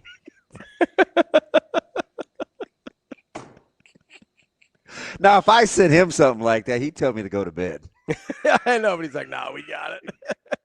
Put the phone down, DB. Put the phone down. So Rule said something yesterday I actually wanted to ask you about because Husker accent doesn't know. Lincoln is West Nebraska. So we did have a Western Nebraska talk yesterday too. So how does Austin feel about that? He's super Western. Yeah. So he said, I think he said 120th. Yeah. Was anything after? I mean, that's about right. I mean, I'm not gonna fight you on 120th. 144 seems too far, but I don't know. We had a couple 156ers, but they were like Elkhorn kids, so I don't know if that counts. Yeah, Todd says he grew up on 150th and Harrison when Harrison was a gravel road. When we moved to Maple Village, we used to go out to the dump. Mm-hmm. I told you, which was on 132nd and State Street. Yeah, and there was nothing out there, right? Kids went to middle school. There was nothing out there, and others. It's like, wow, this is interesting. I mean, and it would be like a drive. Like my dad, he'd be like, "Hey, do you want to take a ride?" Yeah. And that's all the further we were going. It seemed far back then. I used to think that of course, when you're a kid, you think everything's kind of far away if you're in the car for my like nephew 2 minutes. lives way out that way. Yeah. By Ryan's old house. There's wait, is he still in the apartment? Yeah. My man got an apartment to transition. Who does that? Well, you got to get the timing right. It's I think so. The house sold quick. Yeah, and I think when you're building new, I think you do have to make sure you get the other house sold, and sometimes you end up a little limbo. I've heard several people that end up in that position when they're building, or they're kind of in a transition. I should ask him what he left in his freezer that didn't make the move. I bet he didn't leave much. I don't have any room anyway. I'll say, yeah, you don't. I barely got that fish in there, man. Yeah, that's gonna be a couple pounds less after this weekend. So I had to use the door. That halibut is getting destroyed. Yeah, I remember going out to like Elkhorn when I was a kid, and I thought I was leaving town. Now I have figured out like routes. Are you a routes or route? Don't even answer. Which ways do you like to travel it? You're getting ready to make another dumb joke. I like the band The Roots. Nappy? But no, just the Roots. Roots? Yeah. I have figured out which ways I like to go. Yeah, I think I say Roots. I think routes. I think I see Roots. Are you data or data? Data usually. Okay. I'm not gonna fight over data. Also, mostly because David Fizdale made it funny. Take that for data. That's the guy that used to coach. That's an NBA deep cut. You remember that when he was coaching the Grizzlies? Yeah, I was not a Fizz guy. He was weird, but he's a good coach. Yeah. They ran him out maybe a little soon. Yeah, probably. He's a little strange, though. Well, they haven't been the same. No. They've been pretty bad. Old Fizz. Where did he wind up? Assistant somewhere? I think so. I don't remember where he ended up. Wyatt, I'm not going to ask that. I haven't made that mistake in months. You had one yesterday? Pen and pin? No. Oh, don't make this up because there's tape. I know, and I stopped myself because I was trying to be kind. Why is that so hard for you? You like flip a coin on whether to be teabaggy or not. No, it's fighting against my nature. And you said you were trying to say gem, like it was a gem of something. It sounded a lot like Jim. Like a lot like Jim. I let it ride yesterday, but you brought it back up again, so I'm just trying to help you. Help you, help me. Yeah. No? Yeah. I was gonna ask a question about Coach Rule. You got me distracted. I'm sorry. Go ahead. Coach Rule said something yesterday. Shane probably has the clip. It was data. Pardon? My man stays on delay. Thanks, Jim.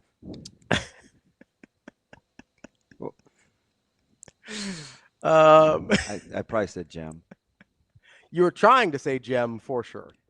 Then I said gem. Maybe. Thought you were going to get a workout in. Or did you say gin? Huh? Is your temple bothering you? You got a headache? I got some Tylenol. You need some Tylenol? I got to get the bag. It's over there. We'll get in the break. So Coach Rule said something yesterday. Maybe we could talk to, I don't know, we'll talk to somebody about this. How about each other? You want to talk to me still? Just pushing it. Depends on the moment. I would say I flip a coin whether I'm going to be nice or not. You flip a coin whether you want to keep talking to me or not. That's about right. And we're still here. I need a So can I sedative. say something positive? Need a sedative. What did he say that bugged you? It didn't bug me. I was curious because I think it was, I don't remember who asked the question about players saying they let off the pedal a little bit during the week of practice before Minnesota. And Coach Rule said, I don't think they let off the pedal. I thought they had a good week of practice this week. I think they're having a good week of practice last week. My question is, can you physically be giving good effort but mentally not be locked into the way you need to? Is that a real thing?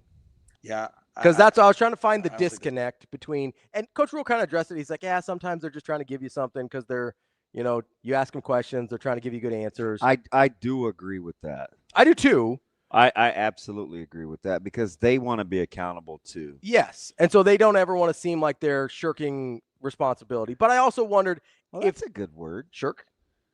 I try to sometimes. That's a good word. I do also want to try and take something that they said at face value in the sense that, is it possible that there can be a disconnect physically and there are mentally? times, right, we'll watch tape, and I'll say, I'm sure at the time this felt right. Because sometimes you'll get a little pushback from a player where I'll say, hey, listen, you got to squeeze a little more. You got to get in the D gap. I don't want any space there. Like, I don't want to see a crease. Oh, I did such and such and such and such. And whether we do it again or we turbo or whatever, we'll run these stunts or fits. Like they think they didn't leave and a I gap.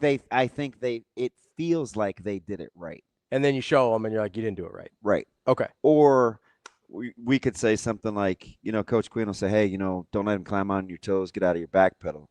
And somebody will inevitably say, oh, I opened up.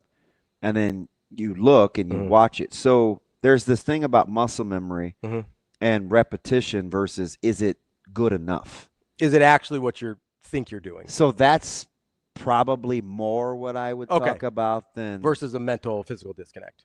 Yeah, because I don't know if that's a thing. Well, that was curious, honestly. Like I'm sure it is, but I don't think it's relative to what this they were talking discussion. About. More like I thought I was executing it at the level I needed to, and then I saw I wasn't. I've been there where you think you're being physical, and it's like that wasn't good enough. It probably felt right at the time. I know what you're talking. I have a dumb example.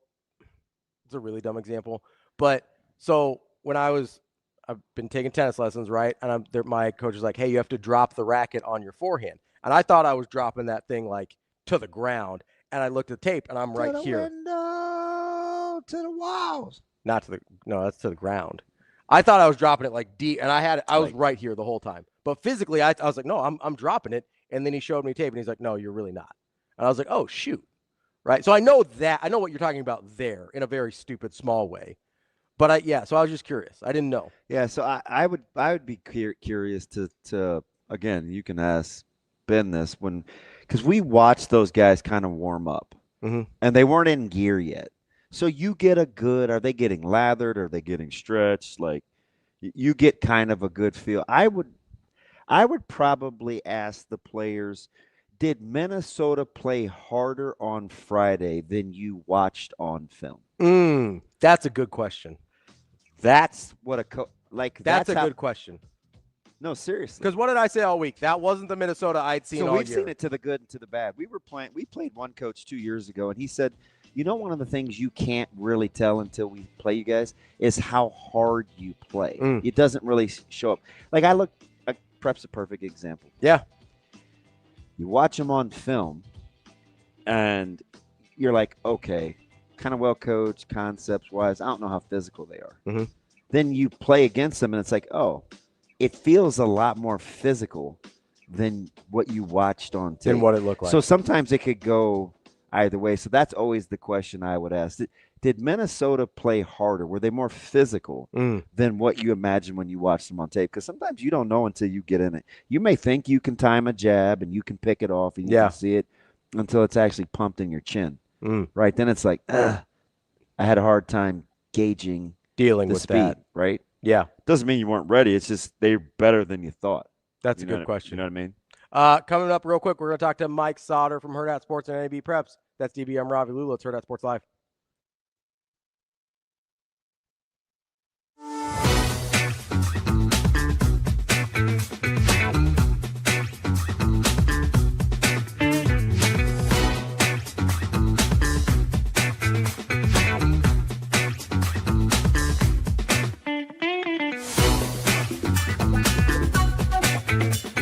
The drive-into fall event is on at Edwards Ram and Jeep, Village Point, and Council Bluffs. Get $18,000 off MSRP on the 2025 Ram 1500 Bighorn 4x4 plus 3.9% APR for 72 months. Fearless fall savings with a massive inventory this October. Or upgrade to adventure with the 2025 Jeep Grand Cherokee Laredo 4x4. These starting at $299 a month with 0 down. Big inventory, bigger savings. Hurry to Edwards Ram and Jeep, Village Point, and Council Bluffs.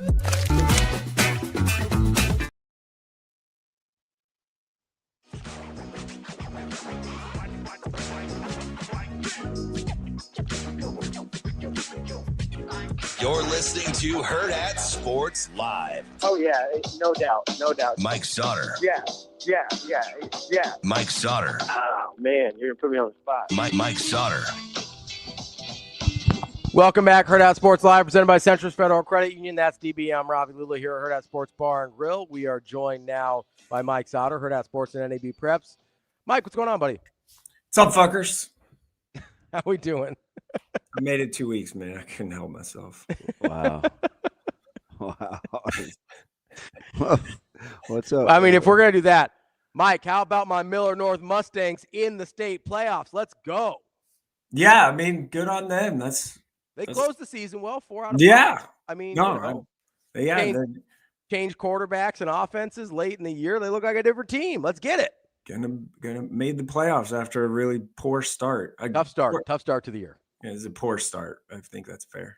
Hey, my guy banged me yesterday on a sideline. 15-yarder. Get out of the way. Hey, no, he's really so these guys. And Ravi knows this. Like, it's a pretty good relationship. Those guys are pretty cool. Like, sometimes, they'll say if we're in the way, but most times they'll give you a little grace. But I'll tell you who it was off air. But I don't know. We were playing like trash to begin with, getting out, freaking hustled and everything else. But my man gave me he paused. He looked at me. And he said, what did he say? He said something like, say one more word. Said one more word. Yeah, he said, say one more word or something like that. And I was like, you got rabbit ears? My man was like, so in the meantime, like I thought, oh, man, he's going to give me like a warning. Like this dude's just being crazy because we are fairly good buds. Nah.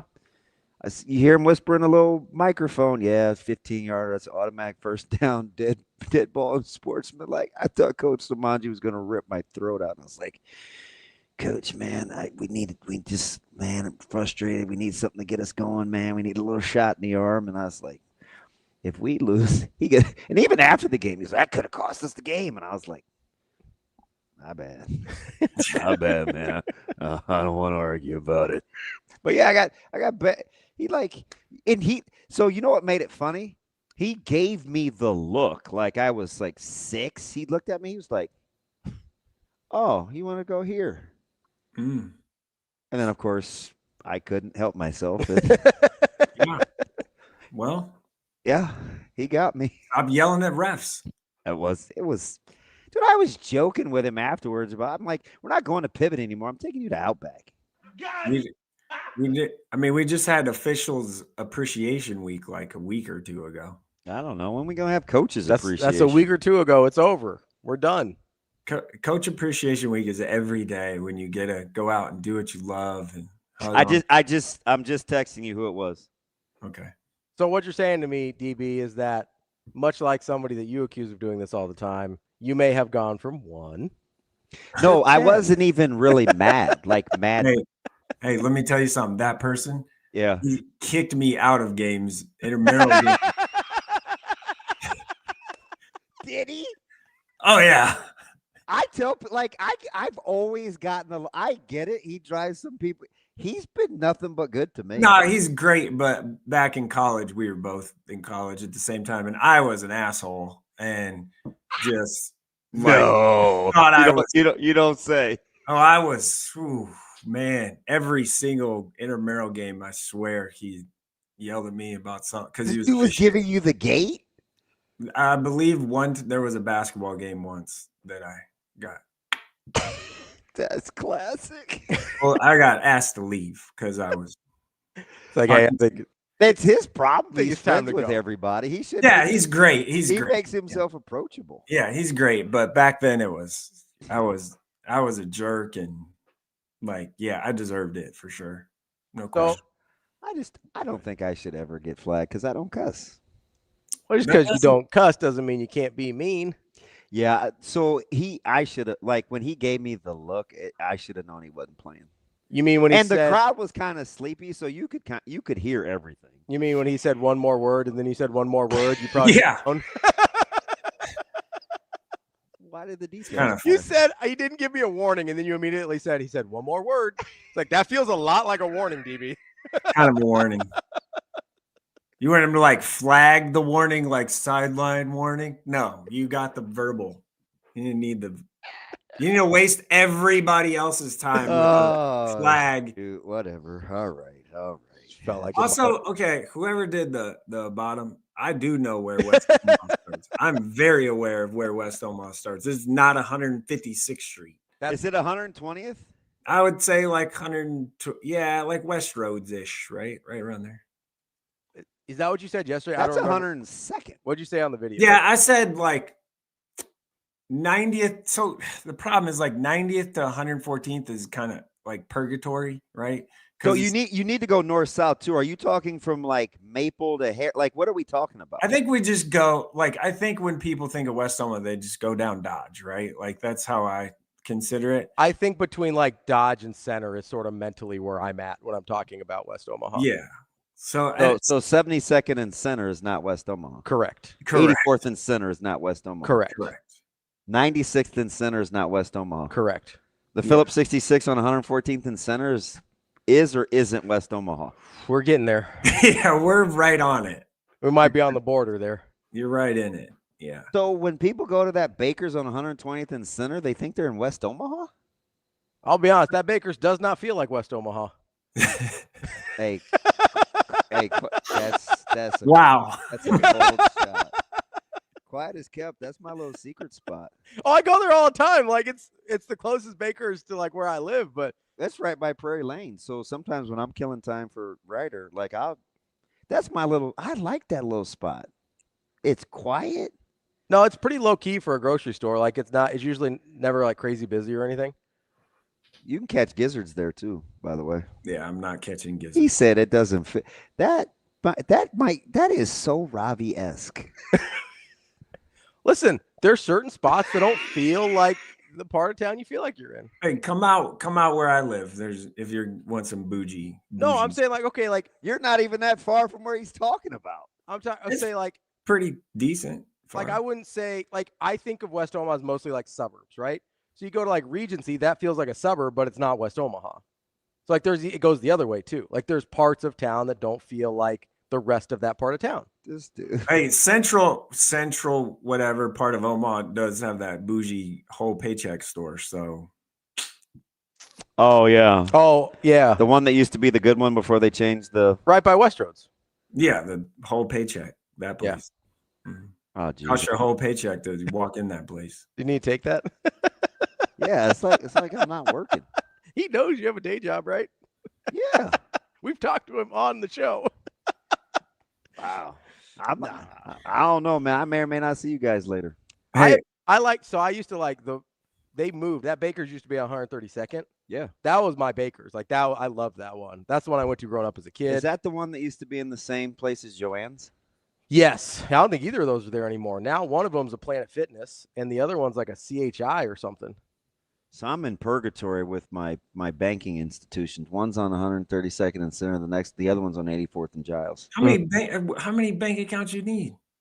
No, No, I said. Oh, it's the same institution, Just different locations. One like I was like, what are you talking? right by my house. Actually, Like- the closest one that would make the most sense is Centris, That's true. Those are our guys. and it's stone's throw. I was like, are you riding with Chauncey Billups? You know, hide some money or something? Dude, is that not the craziest thing ever? Wild. That's really Hey, you gotta read all the Like, I'm fascinated. That's why I didn't sleep last night. I saw the video of him walking out of. Well, it's one of the reasons I didn't sleep last night. I saw the video of him walking out of the courthouse, and I was like, "Ooh, this dude's in rough shape right now." No, I'm with you too, Josh. Here's the thing, though. I did have to get a new debit card printed because I couldn't find the one they mailed me. Yeah. And I probably need a new one, too. occasionally I have to get a blank check because I don't own a checkbook. Yeah. But I'm with you. What do you need checks for? Why did I? Oh, taxes. Yeah. Yeah. Sometimes, Isn't that weird? Isn't that weird how like taxes people that do your taxes, they you can't like pay them in a. Oh, and I had to get a voided check from one of the to get paid from a contractor. You know what's really weird? I don't know why we're talking about this, but like the government knows how much money you owe because they tell you when you didn't pay the right amount of money. Why can't they just take that amount of money, like on the front end, instead of going through this whole thing? I don't know. Like, why do I have to file my taxes when you know how much money I owe? It's very. That true. seems a little silly because you're going to tell me if I didn't pay the right amount. One of the things I don't like to do is talk about the government in terms of. Oh, this isn't political. This has been like across whatever. Listen, I'm not some of these. I'm just don't understand. Like, they know how much money I owe because they tell you when it's incorrect. So why can't they just do that on the front end? Sounds like they got to get their data together. Oh, man. Is that not like a pretty logical thing? That's fair. Hey, Shane, speaking of data, do you want to talk about football now? Yeah. Data or data? Either one, whatever you prefer. You know, it's kind of like West Omaha starts at 156th Street for some people. It's kind of, Okay, I got my board. What do you got? So, are we opening with Bellevue West? Yeah, maybe. I think so. Maybe. Maybe. There's a lot tonight, by the way, that could flip a lot of stuff. I know. How about the North score that threw everything into a little bit of a tizzy? That was wild, by the way. I did not expect that one. Okay, ready? See this? That's 70. So 70 is how many extra points Tristan Alvano made in a row. That's a lot. He did, right? So 76 is the new record. And I'm going to probably mispronounce his name. Dave Fajaro from Millard South. He's at 76 currently right now this season. They get that in one game? No. And last year, 81 was the total record of extra points made in a season. He's hit 76 in a row. So 81, their kicker last year, can't pronounce his name, Millard South kid, had 81 last year. So record, we're getting close, right? Okay. So already beat the one. He's got 76 in a row. Beat Tristan Alvano's 70 in a row. All right, ready? 115. That is Jet Tamala's total passing touchdowns after last night. That is the career record for 11-man. That is the number. What's the all-class record? Do we know? That is the all-class record. He's got the all-class record. Oh, no. It's 115. I messed it up. I should have said that. Okay. Yes, he's got 115. So you know what that number is? Anyone have a guess? 9,163 career passing yards. Career passing yards in Class A. You know how close Jet Tamala is to breaking that record? 330 yards away. He may have to play a whole game to do that, though. So I don't know. This is my guy Zane Floor's record. Like my guy. This is his record. So he's 330 yards away from breaking my guy Zane's record. So that takes me to the next topic of, is Jet Tamala the best pure quarterback that we've ever seen in the state of Nebraska? I've always said it's Zane because I'm talking like, passing and doing, everything like true quarterback, not Eric Crouch running the option. And I feel like he probably is. So I feel like Jet has probably passed Zane. Both have played multiple years and all of that stuff. So, yeah. Zane with less talent around him, though. So you got to take that into consideration. But Jet's pretty good. Also, changing topics. There was a 90-point win last night. Someone scored 90 points last night in a state playoff game. Playoff game, 90 points. I haven't heard anyone talk about that yet at all. Oh, how did they score now? Why did they score 90 points? Oh, shouldn't have scored 90 points. No, none of that. Where's that at? No one talking about that right now? We're just not talking about a state playoff game. A team scored 90 points. No crickets. It's just your silence right there. That was like no one saying anything. Hey, anywho, how about Elkhorn North and last night? That was pretty legit. Yeah, Elkhorn. Why do you have your eye? Or you just I just never know with you. Like, is there some backstory that starts the diatribe? So I'm always conflicted on the cat. I'm just saying, like, we made a huge deal about one team scoring 73 to nothing and one team scoring 80, whatever. Like, no one ever talks I almost feel like somebody's been in your ear the last handful of weeks because you're overdoing it. No, I'm just, you know what I mean? Like you're overdoing it. Okay, I am very much so over the topic and the conversation. Like, I really am. Like I see stories every day from people that are doing stuff, and I'm just done. Like, it's move on with your life, right? Like we know, like, they're fixing it. There's a fix. We've already discussed that. It's happening. Like, but I'm also very much so blowouts happen all the time. So anyway, Elkhorn North and Bennington, great game. Really bad first half. I went back when I say what do you mean, like the quality of play?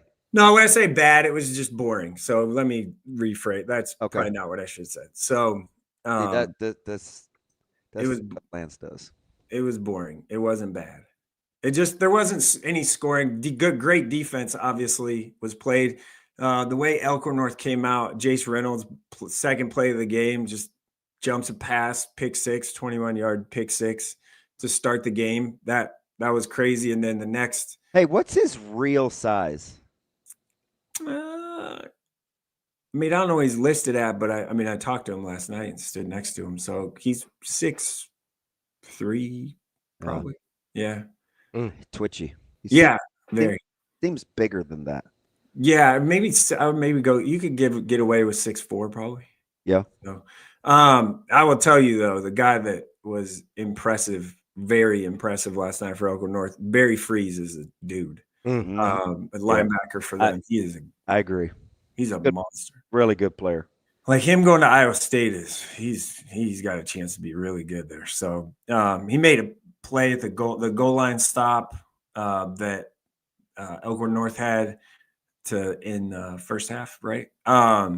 Was fantastic on that fourth down play. He kind of shot the gap, got kind of blocked-ish into the play and just made the play. Him and I guess it was a team tackle, but he was right there and kind of made the play. So big time performance from him and Elkhorn North. Ethan Beachy that dude is tough, man. He was getting hit all night and just kind of willed his team to victory. Obviously, Coach Stanley and that situation of losing a child is not awesome. And for him to I left him alone last night, Coach Stanley, on purpose. I didn't want to, talk to him or anything before the game because it just being. Ravi actually acted a little sensitive this morning too. I was shocked. That's how you know Coach Stanley's impact. He good for you to act like a normal person. Yeah, I was a human being for a second there. Ravi gave himself about 5 minutes to actually have a heart. Oh wow! I did not care for it. It didn't feel right. Yeah, I was like, nah, that's not me. After the game, I was leaving, and I was like the last person to leave. the entire field and everything outside of maybe a janitor or two. And Coach Stanley, I just happened to walk by him. He was sitting in his car by himself, and he was crying and made eye contact, and he got out of his car and just gave each other a big hug. And I was like, hey, I like backed my head up and looked at him in the eye, and I was like, hey, I am really proud of you.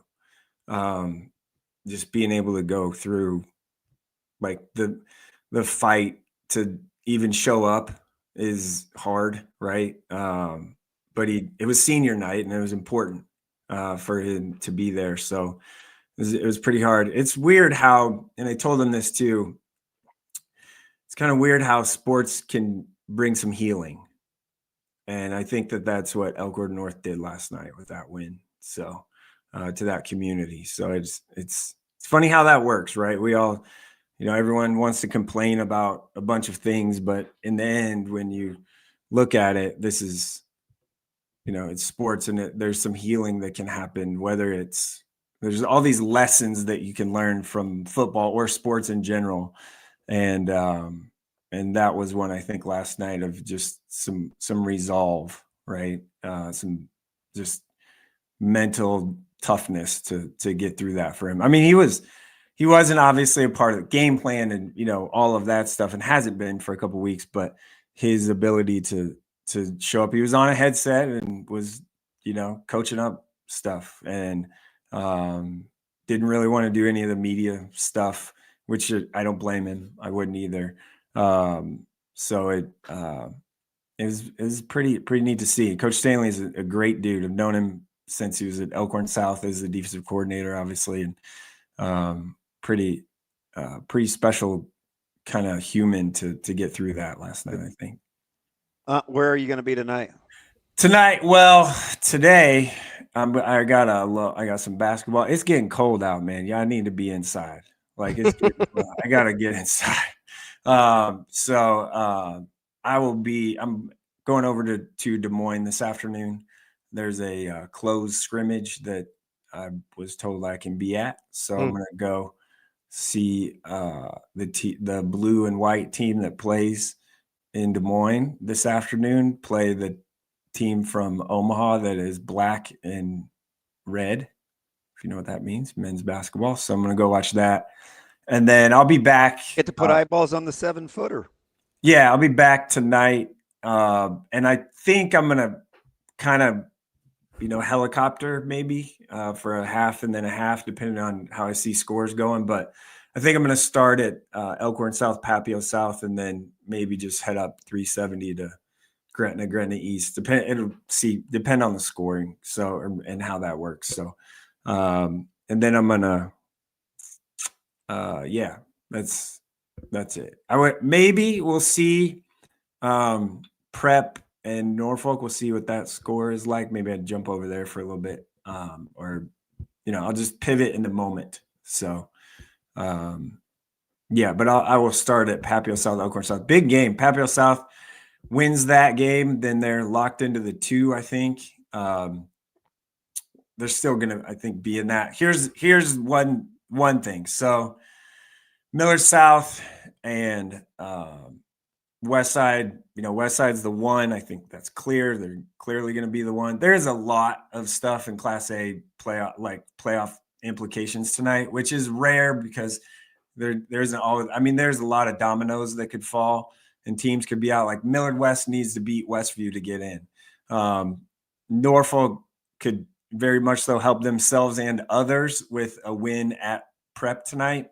And if Norfolk wins that, there's a chance that Millard South ends up probably 2 or 3. So opposite. So it like for those that have talked about and want to see a Millard South West Side state final, you're rooting for Norfolk to win tonight in order to move Millard South up to a seed line or 2 to be on the opposite sides. So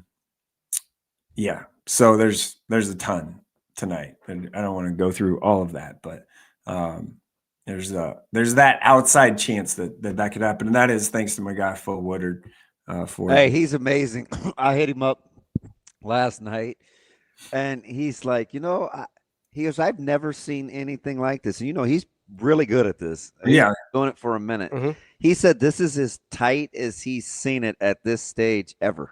There's a ton of tiebreaker stuff that you have to go down through and all of that. So it's really, really, really tight. So we'll see how it shakes out. And then, it gets all started tomorrow. 8-man football playoffs got started last night. So there was a couple upsets, if you will. Shout out to my guy in Deschler, Hayden Delano, getting a road win, first ever. Hey, our practitioner at Next Gen, she's from Deschler. Oh, really? Yeah. Nice. Yeah. I've been to Deschler. I was there a couple weeks ago. You were just there, right? Yeah, I drive through there on my way. Sometimes if I go that way through Geneva to Wichita. Wichita, yeah. Well, you don't drive through Deschler. You drive. I know, I see it. But it's down. It's that way. Yeah. You get signed for it. I do. Yeah. See it all the time. Bruning and Johnson Brock got a big win last night in 8-man. Johnson Brock beat St. Pat's. Yeah, there was a few more of those in 8-man. And then so one thing with the 8-man playoffs, they actually reseed after the first round based off of wildcard points. So there'll be a totally kind of new bracket, if you will, for the 8-man playoffs. So what you saw last week was basically just the one game, play-in thing. What's this Class B bracket going to look like?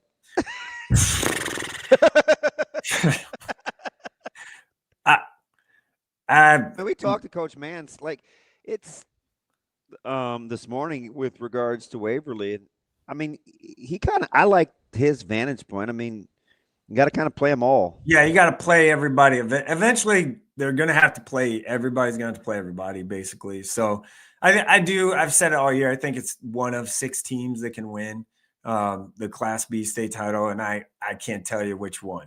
I'll go through those. It's the same 6 that I thought to begin the year. So I think that's Elkhorn North, Bennington, Scott, Gretna East, Waverly, Norris. So in whatever order you want, I just named them off the top of my head, not in a particular order or my favorites, but I think it's one of those 6. And then Seward's really dangerous too, could beat somebody. Scotts Bluff, Nate Kelly rushed the ball like 35 times last week. Apparently he's got fresh legs in week 7 or 8. So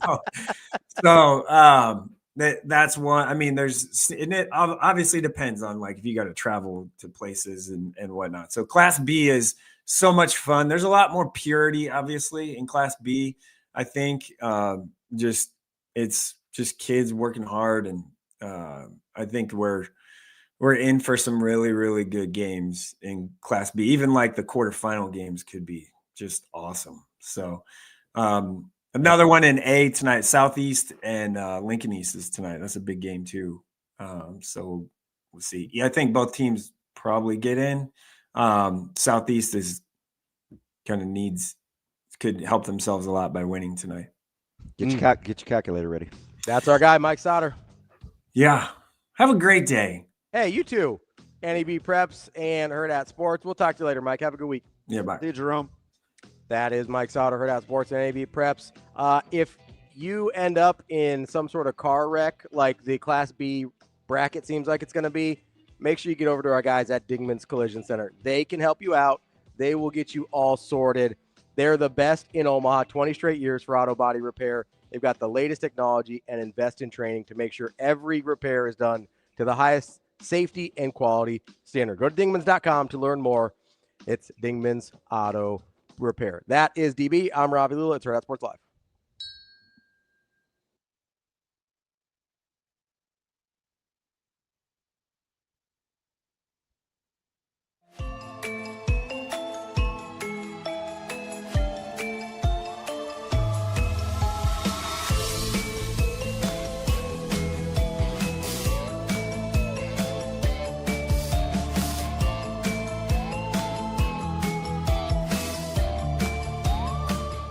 The Drive into Fall event is on at Edwards Ram and Jeep, Village Point and Council Bluffs. Lease the 2025 Ram 1500 Bighorn for just $359 a month with 0 down. Fearless fall savings with a massive inventory this October. Or upgrade to Adventure with the 2025 Jeep Grand Cherokee Laredo, lease starting at $299 a month with 0 down. Big inventory, bigger savings. Hurry to Edwards Ram and Jeep Village Point in Council Bluffs.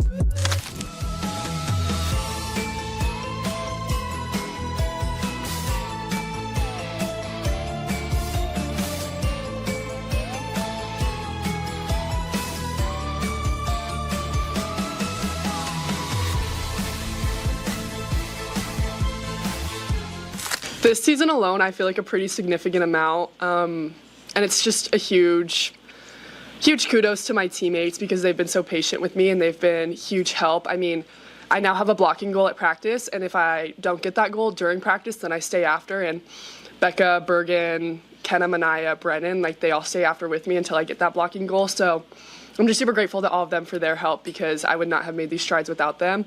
But yeah, this season especially, I feel like I've, like blocking wise for sure, have made huge strides. Not only like stuff blocks, but just getting more touches. It's 4 stuffs per practice, which seems minimal, but when you get live play, like we're rotating a lot, especially now that we have 4 middles, it's a little bit less time on the court during practice with the drills that we do. And there's nothing wrong with that. It's really great because then you get to watch and you learn while watching the other middles, but it kind of shrinks your time a little bit to get those 4 stuff. So it goes by quick, and if I don't get that goal, then after practice we go to the wood court, and all the middles work on something differently, so all of us have a different goal, but that's mine specifically, and everyone helps each other get their goal at the end.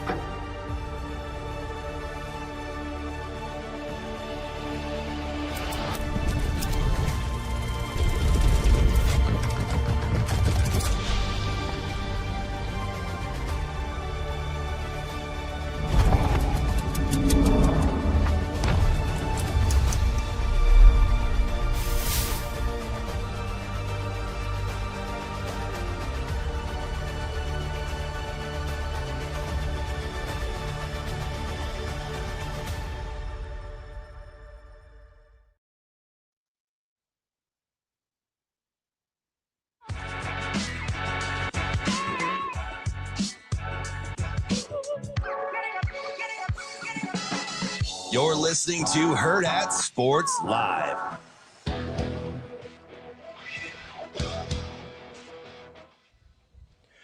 Welcome back, Hurrdat Sports Live. That's DBM Ravi, Lulla, reminding you that you can bundle and save with Centris Federal Credit Union with their certificate and saving account bundle. You can get great rates and have your financial goals right at your fingertips. Discover more about the certificate and savings bundle today at centrisfcu.org.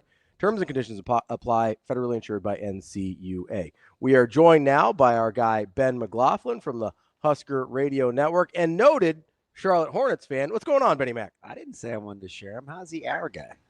Oh, I'm claiming him because now we both have to we both share a love for Ryan Kalkbrenner now, so now he is also my guy. I can't believe he started. Played 20-plus minutes. And got you a double-double. You're welcome. Wow. All the Musa Diabate fans aren't real happy about it, but I'll take it. We're undefeated, baby. What's going on, man? How you doing? Oh, shoot. I'm doing well. I'm a little nervous today. Probably not as nervous as my wife. My wife, first day back from maternity leave, so I was 1v3 with the kids this morning. Oh, Lord. So I've never played in a World Series game, but I would imagine the emotions are kind of the same, right? It's all the dads out there that have, like, gone through that the first day home with 3 by yourself. You know, you kind of wake up and put eye black on, and that's kind of like how we did. I know my wife is just absolutely by her phone waiting for an emergency panic call at any point, but what are we? Past 9:30 here in the Central Time Zone. That hasn't happened yet. Who was up first, Kennedy or Bo? Bo was up first. Kennedy she woke up and then she just kind of did her own thing. She went and passed out on the couch watching Hocus Pocus. So really we were down to 1v2, but we had the hard ones to deal with. Bo wasn't real happy that his, morning routine was changed up. And then Beckett obviously was new to him that I'm responsible for him for the first time. And I don't know that he can't talk yet, but I could read body language pretty well. Like, where's the milk? So, yeah, yep, exactly. Ben, I can identify because no, you can't. No, so my wife was out of town this past week, and I have 3 dogs, and it was a lot. I had to let them out all the time by myself. I had to feed them all the time by myself. Like we had a lot going on. Yeah, if you want to trade the 3 dogs for the 3 kids at any point in time, my general manager line is open, and we can coordinate a trade. You're more likely to get me to trade for Ryan Kalkbrenner. So you know what's funny, B, is Zoe goes through these stretches of what she wants to watch in the morning. Like we've been through a couple different things. She's not on the WWE anymore? No, so now she's on this. Have you ever heard of the cartoon Kif? Yes, I've heard of it. We haven't started it in our house, but I am aware of it, yeah. Yeah, she's on Kif now. Every morning. It is like, I don't even understand what's going on, but I do know. Is that like Lane? It's just Kiff. I don't even know if it's a squirrel or a ground chuck. I don't know what it is. A woodchuck? I don't know what it is, but Ben, we may be saved tomorrow with an early radio show. They may kind of wait till the last minute to come down. So we may not have to have Zoe try to cheat versus you and Kerplunk this week. Well, I did win last week, so she's probably chomping at the bit to get in there and take a hold of the series because it's 1-1 now. I got my revenge last week. I told her, I said, Zoe, if you lose, you can't just give him all the marbles. And she's like, well, he doesn't care. He just laughs at me. Well, yeah, she saw a different competitive side than you did ordering that Uber last week in Minneapolis. So I figured I'd cut her a little slack. Yeah, Ben, so walk me through this here. I heard that you were trying to get them into a closed down restaurant. What happened? Well, it doesn't shock me. That's the only part of the story that you heard. I told it all. I told it all. Okay. Go ahead. Okay. Go ahead, B. Well, Damon is Johnny on the spot with the Ubers, with the restaurants, and I kind of just don't mess with it. And I'm just like, okay, yeah, you do you, and I'm just, here so I won't get fined type situation. And I was like, you know what, I'm going to get this Uber. And so I typed in the name of the spot. It popped up. Damon's like, well, make sure it's the right one. And I was like, okay, yeah, there's 2 locations. I'm just going to click the closest one that Uber locks in. Very kind gentleman, Auburn Tiger fan, picked us up. He was great, by the way. He was. It looked like a house for chickens, like real live chickens. Looked nothing like a restaurant. And the guy goes, I'm not sure you're going to get the meal that you're looking for here. And I'm like, Brian, I think you're right. And Damon is having a meltdown in the back seat. Meltdown. So we had to quickly redirect. Thankfully, the nice gentleman, kind of went outside the Uber rules and took us where we needed to go. And then we walk in, and it was just like a scene out of a movie. The look on Kyle's face should have been on a poster or a T-shirt somewhere. Oh. Because not only did he have to suffer my mishap with the Uber ride, and I'm just beating myself up about it, as Damon knows, for the next 15 minutes. Damon takes us to some basically order at the counter burrito place with a bunch of military men inside, looking at us like we're cartoon characters. Were they eating there, or were they guarding the place? They were ordering. Okay. And they were trying to recruit us to stay, because Kyle and I were punting on this idea real fast when we walked in and didn't see a table. Mind you, all this happened in a span of like 36 minutes. So there was a lot going on in a short amount of time. And it was really hard to explain to people that weren't there. Oh, Ben, I got to tell you, so none of this surprises me. DB last summer, oh Lord, in Indianapolis. So I'm going to paint the picture here a little bit. So we were staying at a hotel in what I would call an undesirable part of town. Sure. Most of Indianapolis is that way. Yeah, as Mark Sanchez found out. I think this was a particularly undesirable part of town, as when we went to the gas station across the street, there was a lot of bulletproof glass and bars on things. Sure. And so DB, of course, is like, hey, he sees all this, and he's like, I bet there's some good food around here. And so sound familiar, B? He takes us to this little hole in the wall place. Mind you, it's next to a bail bond. I think it was next to a Cricket Wireless on Martin Luther King Boulevard. Okay, yeah, we're talking the same language. Okay. Mind you, this is me and DB, which is like, okay, that's fine. And then it's Sasha and Avery with us as well. So he's making choices for a lot of people that may or may not want to be in this situation, myself included. And I wish it was a takeout burrito place, because we sat down there and there were a lot of people. Are you talking about the biker place? Yeah, there were a lot of people wondering what that particular group of people was doing in their establishment, because I don't think they'd seen a new face in at least a decade. Oh, yeah. How did you find us?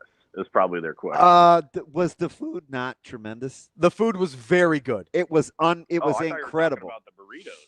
The burritos were not. No, they were horrible. Oh, I got the wrong order. So. No, the food in Indy was very, very good. I have to give credit there. We were nervous eating, though. Yes, I was nervous the entire time. I was driving there, sitting there, ordering there. Our waitress was cool as a I'm talking about chains, chaps, and tats. And a lot of bars on the windows. Like a lot of bars on the windows. And they had given us a very nice rental car. We didn't order that. We just needed a big one, right? Yeah. They'd given us a very nice rental car, and I was like, I don't know if we're getting this one back. Because of the motorcycles? Just because of the general vibe of the area. But the food was good, so I guess we're cool, question mark? Shoot. And you're here. Did you go to the place in New York with him where they were like, you shouldn't be here at night? Oh, no, he didn't. No, because he came late. He came late. Okay. Yeah, he came late. That's, it wasn't quite that, but it was probably somewhere between burritos and like, hey, come back during the daytime, DB. Well, and do you know the funny thing is Kyle loved the breakfast. He did. He did. He was the only one that liked it. I don't think we've been on the same page with a meal since Toe Met Leather in Kansas City. Yeah. Like, I feel like we like it, he doesn't. He likes it, we don't. And nowhere in between. I thought your place the other night was fantastic. Yeah, that's Sharpie's spot. Man, that place Kyle was was put off immediately when I knew the waitress. Like that. Now that was that. Now you got to admit that was weird. Wait, where did you know the waitress at? She knew. We went to this place called Hoyt's, JD Hoyt's. Okay.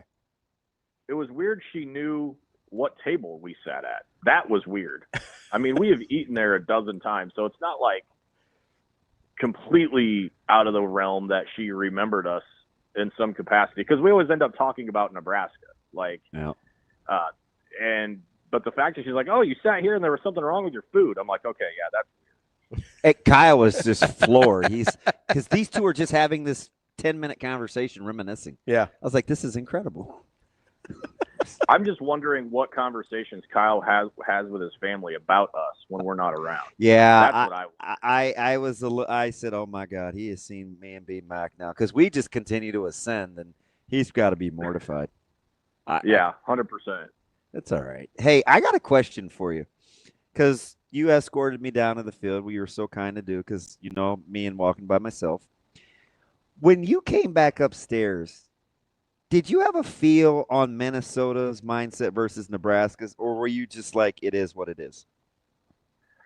It felt a little ominous, and in a sense that, because we, as you know, we walk right by Minnesota's entering the field, and it's not like a short walk. Like, you're talking 30 yards of sharing the same walkway. Well, you asked me which way did we want to go, because we didn't want to cut through them.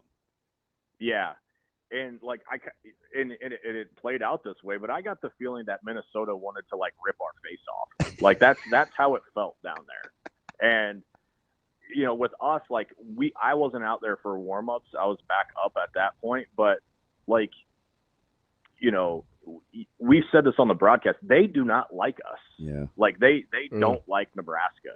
And even us as the radio guys, like I'm not super intimidating when you look at me, but I felt like they wanted to hurt me, like that's how I felt walking in there. And like, certainly they felt that way about our team wanting to go, lay some physical toll for 60 minutes. And that's exactly what happened.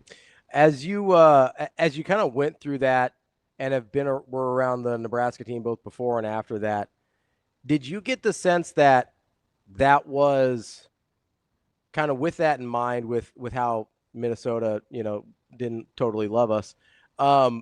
Did you get the sense that was a lack of preparedness from Nebraska, or just an inability to figure out how to match that level of emotion? When I kind of reflect on last week, I think for me, the biggest thing was like, we weren't ready to meet that intensity early. What I think. And then what happened was there was a lot of looking around like, this shouldn't be happening to us. The part that bothered me, and I think Damon was in the same camp based on both of our body languages on the bus getting onto the plane, like it should bother you. It should have bothered you a lot more that they were tougher than you. Mm-hmm. And like, I never played football at a collegiate level or a professional level, but I hate losing, and I hate losing like that. Like at some point you buckle up your chin strap, you tighten up your shoulder pads, and you don't let that happen to you. Like that's what bothered me. And that's why it's given me confidence this week, because if your instinct is to do the opposite, like dreading going to practice this week, or like, ooh, like now the doubt creeps in, then this sport probably isn't for you. Like at some point, you have a jersey on, they have a different color jersey on, and it's about me versus you. Like that enough and alone should be enough to get you ready to go play. And so that's why I think you're going to see a different Nebraska team tomorrow. Yeah, and part of that is, and tell me what you think about this, B, is, sometimes it's hard to match or to know what the energy is when somebody's kind of playing the they've been disrespected card, or they don't respect us, right? Because that's kind of the feel you get from Minnesota. Conversely, I'm not sure if we're overdoing it or it's the right amount, but there seems to be a tremendous amount of reverence for Northwestern coming into this one. Agree or disagree on how we feel about Northwestern, and do you think that that's more advantageous for a team like Nebraska, who's still trying to figure out where they need to be every week emotionally? Yeah, I mean, I think you got to tip your cap to Northwestern for sure. I mean, that they were projected dead last this year, and no one was picking them for anything. And the way their season started, to come back and do what they've done the last month, including beating Penn State, like if they don't have your attention, your focus isn't in the right spot. So I do think, when you say, are we on the same page with Northwestern? I think so, right? We better be, because the team better be. And if last week wasn't a wake-up call, and you got a team coming in here again that probably feels the same and some about feeling disrespected, and it's not necessarily, venom towards Nebraska, but Northwestern's felt that way forever under Pat Fitzgerald, that they're the underdogs, they're overlooked, they're a bunch of smart kids, they don't get the 4 or 5-star recruits, they're not a multi-million-dollar NIL school, so they play with a chip on their shoulder all the time. And Nebraska better be ready to be in a dogfight tomorrow, because 11 a.m. game at home, coming off a loss, like it's not hyperbole to think that there's potential for a sleepwalking quarter if you're not ready for another fist fight tomorrow morning. Ben, what's a tangible thing you want to see? I know we always be like, hey, I want to see him come out and fight. I want to see him come out with juice. Like, what's a tangible football thing you want to see from Nebraska tomorrow? I want to see tackling. That has been so frustrating from where we sit up in the booth, is the leaky yardage. And I think Matt Rule said a lot this week without saying much about tackling and diving at guys' ankles. And, it's just an attitude. And Northwestern has a good O-line. They have capable running backs. They want to run the ball. And so I want to see us bring guys to the ground on first contact. The leaky yardage has been really frustrating. And I think, even going back to before the season, Matt Rule made a comment one time about tackling in the preseason. And I think it's kind of stuck with this team at times. getting guys in space and, guys not getting other guys to the ground, leaky yardage, first downs. I mean, they just extend drives. And so if you get a hand or a hat on somebody, I want to see them down to the turf. Damon and I have been on this kick about solo tackles from the other teams the last few weeks. Yeah. And there's just not enough of those on our side. When you're talking about kind of because sometimes during the broadcast we'll say, gosh, you look up and how's it 2nd and 5? With a team like Northwestern that's really good with yards after contact from the running back spot, how you think Nebraska plays this? Is this just make Stone, and I don't want to give away the pregame tomorrow too much, but because you've been on fire with that, but do you think you just line up and you make Stone throw it over your head? Well, that's kind of what I thought Nebraska would do with Minnesota. Like something we had talked about last week is, Minnesota only asked their quarterbacks to make 3 or 4 to 5 throws a game. Mm-hmm. And that was even the case a little bit. Like the throw to Brockington, right? The one where you just drop the dime right in the guy's lap in the end zone. That was one of the throws I'm talking about. Like that's all Minnesota asked their quarterbacks to do. I think it's a little bit, too, going to hold true with Northwestern that, if they get back and Stone's dropping back 35 times, the game's not going to go how they want it to go. A lot of it's going to be dictated, I think, on first down success, right? Damon, how many times have we slid notes back and forth about average third down distance the last few weeks? Yeah, how you calculate that's amazing, by the way. 9.7, 8.1, 6.4. It's like, this is nuts. Well, I think if it's anything, 5.5 or greater, Nebraska's where they want to be, right? I think that's where you got to live. But I think Matt Rule even said that this week that, we got to be good on first down and we got to get guys to the ground because 2nd and 5, 3rd and 2, Northwestern's going to be perfectly content with a 13 plays, 7-8 minute drive and, taking as much off that clock and keeping the ball in Nebraska's hands as they can. Ben, do you want to play a little game with us? Sure. All right. We've got some picks that we want to get to for college football this weekend. I won't make you pick Nebraska. Don't want to have any conflicts of interest there. But we want to get some college football picks. You want to join us? Let's do it. Yeah, I'm in. All right. This is Bet On It, brought to you by Warhorse Sportsbook. All right. We're going to start off in the Ponzi scheme SEC. You ready?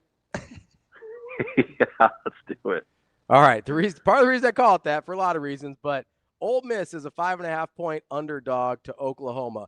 Ole Miss could lose this game, go 10-2, and the best win on their schedule would be over what I believe is a pretty mediocre LSU team and could easily make the playoffs. So that seems fun. Anyway, Ole Miss is a 5.5-point dog against Oklahoma. How you feeling? That's a tough one. Ole Miss is an interesting study this year. 5.5 is a big number. Just because Lane Kiffin's weird, I'll take the Rebs, and I think he kind of understands what's on the line this weekend. So I'll take Ole Miss. DB, I'll take. I will not take Ole Miss. Give me all 5.5. You taking Oklahoma? Yep. I'm also going to take Oklahoma because it'll fit my weird narrative. All right, Alabama minus 11.5 against South Carolina. DB's been kind of watching this one all week. How you feeling about the Tide versus the Gamecocks?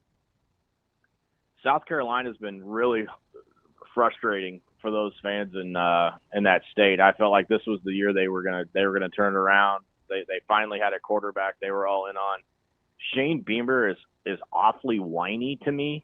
I mean, even going back to the kickoff thing last year against Brett Bielema, right, where they put their arms out, like I was all the way out on that guy after that. So I won't pick them to win anything. Give me the Tide. I'm also going with Bama. I think it's big for a reason. I'll take South Carolina. All right. Missouri is a 2.5-point dog at Vandy. Vandy just keeps on winning. How you feeling about the Commodores? Yeah, I for some reason it's like that the game 21 in your driveway where you have to prove it, right? When you hit 21, for some reason I'm kind of feeling that same way about Vandy every week. They've given me no reason to really doubt them, but Drinkowitz I think he's just strange enough to pull this one out. So I'll take Mizzou as much as that pains me to say. I'm really starting to doubt you. Only Psychos played Prove It in 21. I don't know what you're doing there. I didn't make the rules. I didn't have a hoop, so it was house rules. Okay, fair enough. DB, who do you got? I'm going to take Missouri. Give me Vandy. BYU. This is one of my favorite things, Ben. You don't know this about me, but there is a huge trend with unranked home favorites against ranked teams that are coming to their house. We've got two of them in a row. The first one is Iowa State's a 2.5-point favorite against BYU. No, I like BYU. I know that Damon's an ISU Matt Campbell guy, but those guys are real tough. I've been unimpressed with Iowa State at the quarterback spot this year. I'll take BYU. Give me the Cyclones. I'm going Iowa State as well. This next game also falls That hurts my feelings, B. This one also falls under that category. Washington, unranked, 4.5-point favorite at home against ranked Illinois. How you feeling? Ooh, this game's weird. You got the travel too. It's weird. Yeah, it is. This is a tough one, right? I feel like I'm growing to like Washington more and more every week. So I'll stick with that. Although I think Brett Bielema has really already started his playoff bidding for Illinois. I'll take Washington though. Give me the Huskies. Yeah, I'll take Washington as well. Oh, that's the first one we've all three agreed on. We got the Huskies. That means Illinois is probably going to win. Yeah, go load up. Go Champagne. Texas is a 6.5-point favorite at Mississippi State. What are we doing with the Longhorns?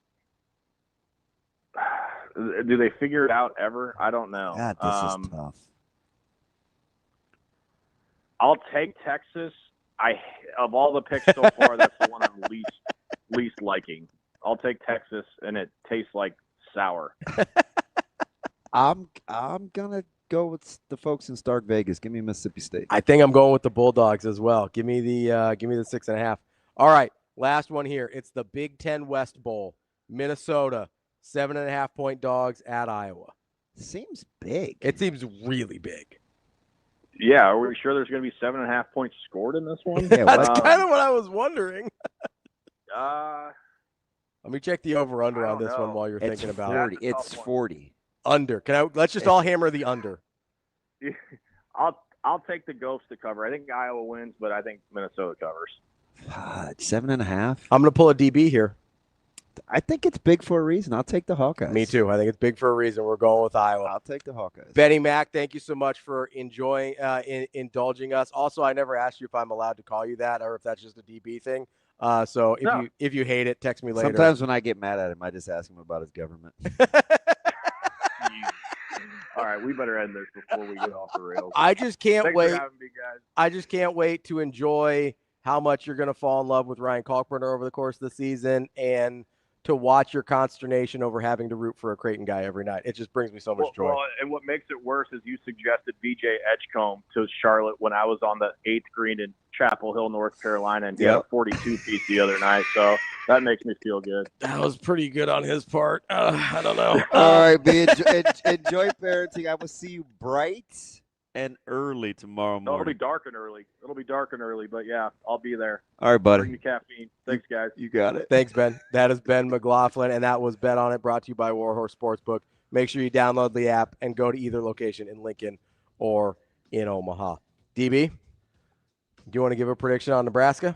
Yeah, I'll take Nebraska 27-17. 27-17. I'm just going to take Nebraska with the points. I'll cover the spread. I don't want to give a number. I've been off on my numbers lately, so I'm not going to give it a number. Got to go back to the well. But I am picking Nebraska to cover. Shane, do you have one? I like it being under. 27-17 sounds pretty good to me. Oh, yeah, he's hammering the under. I'm hammering the under. I forgot about that. He's like, oh, that's high. 43.5, that's high. Dude's crazy. That's DB. I'm Ravi Lulla. It's Hurrdat Sports Live. Don't forget, you can join us a week from today for our only live show of the season. Get to hurrdatsportsbar.com to RSVP for our live show next Friday. We'll see you on Monday. See you. Have a good day. Love you.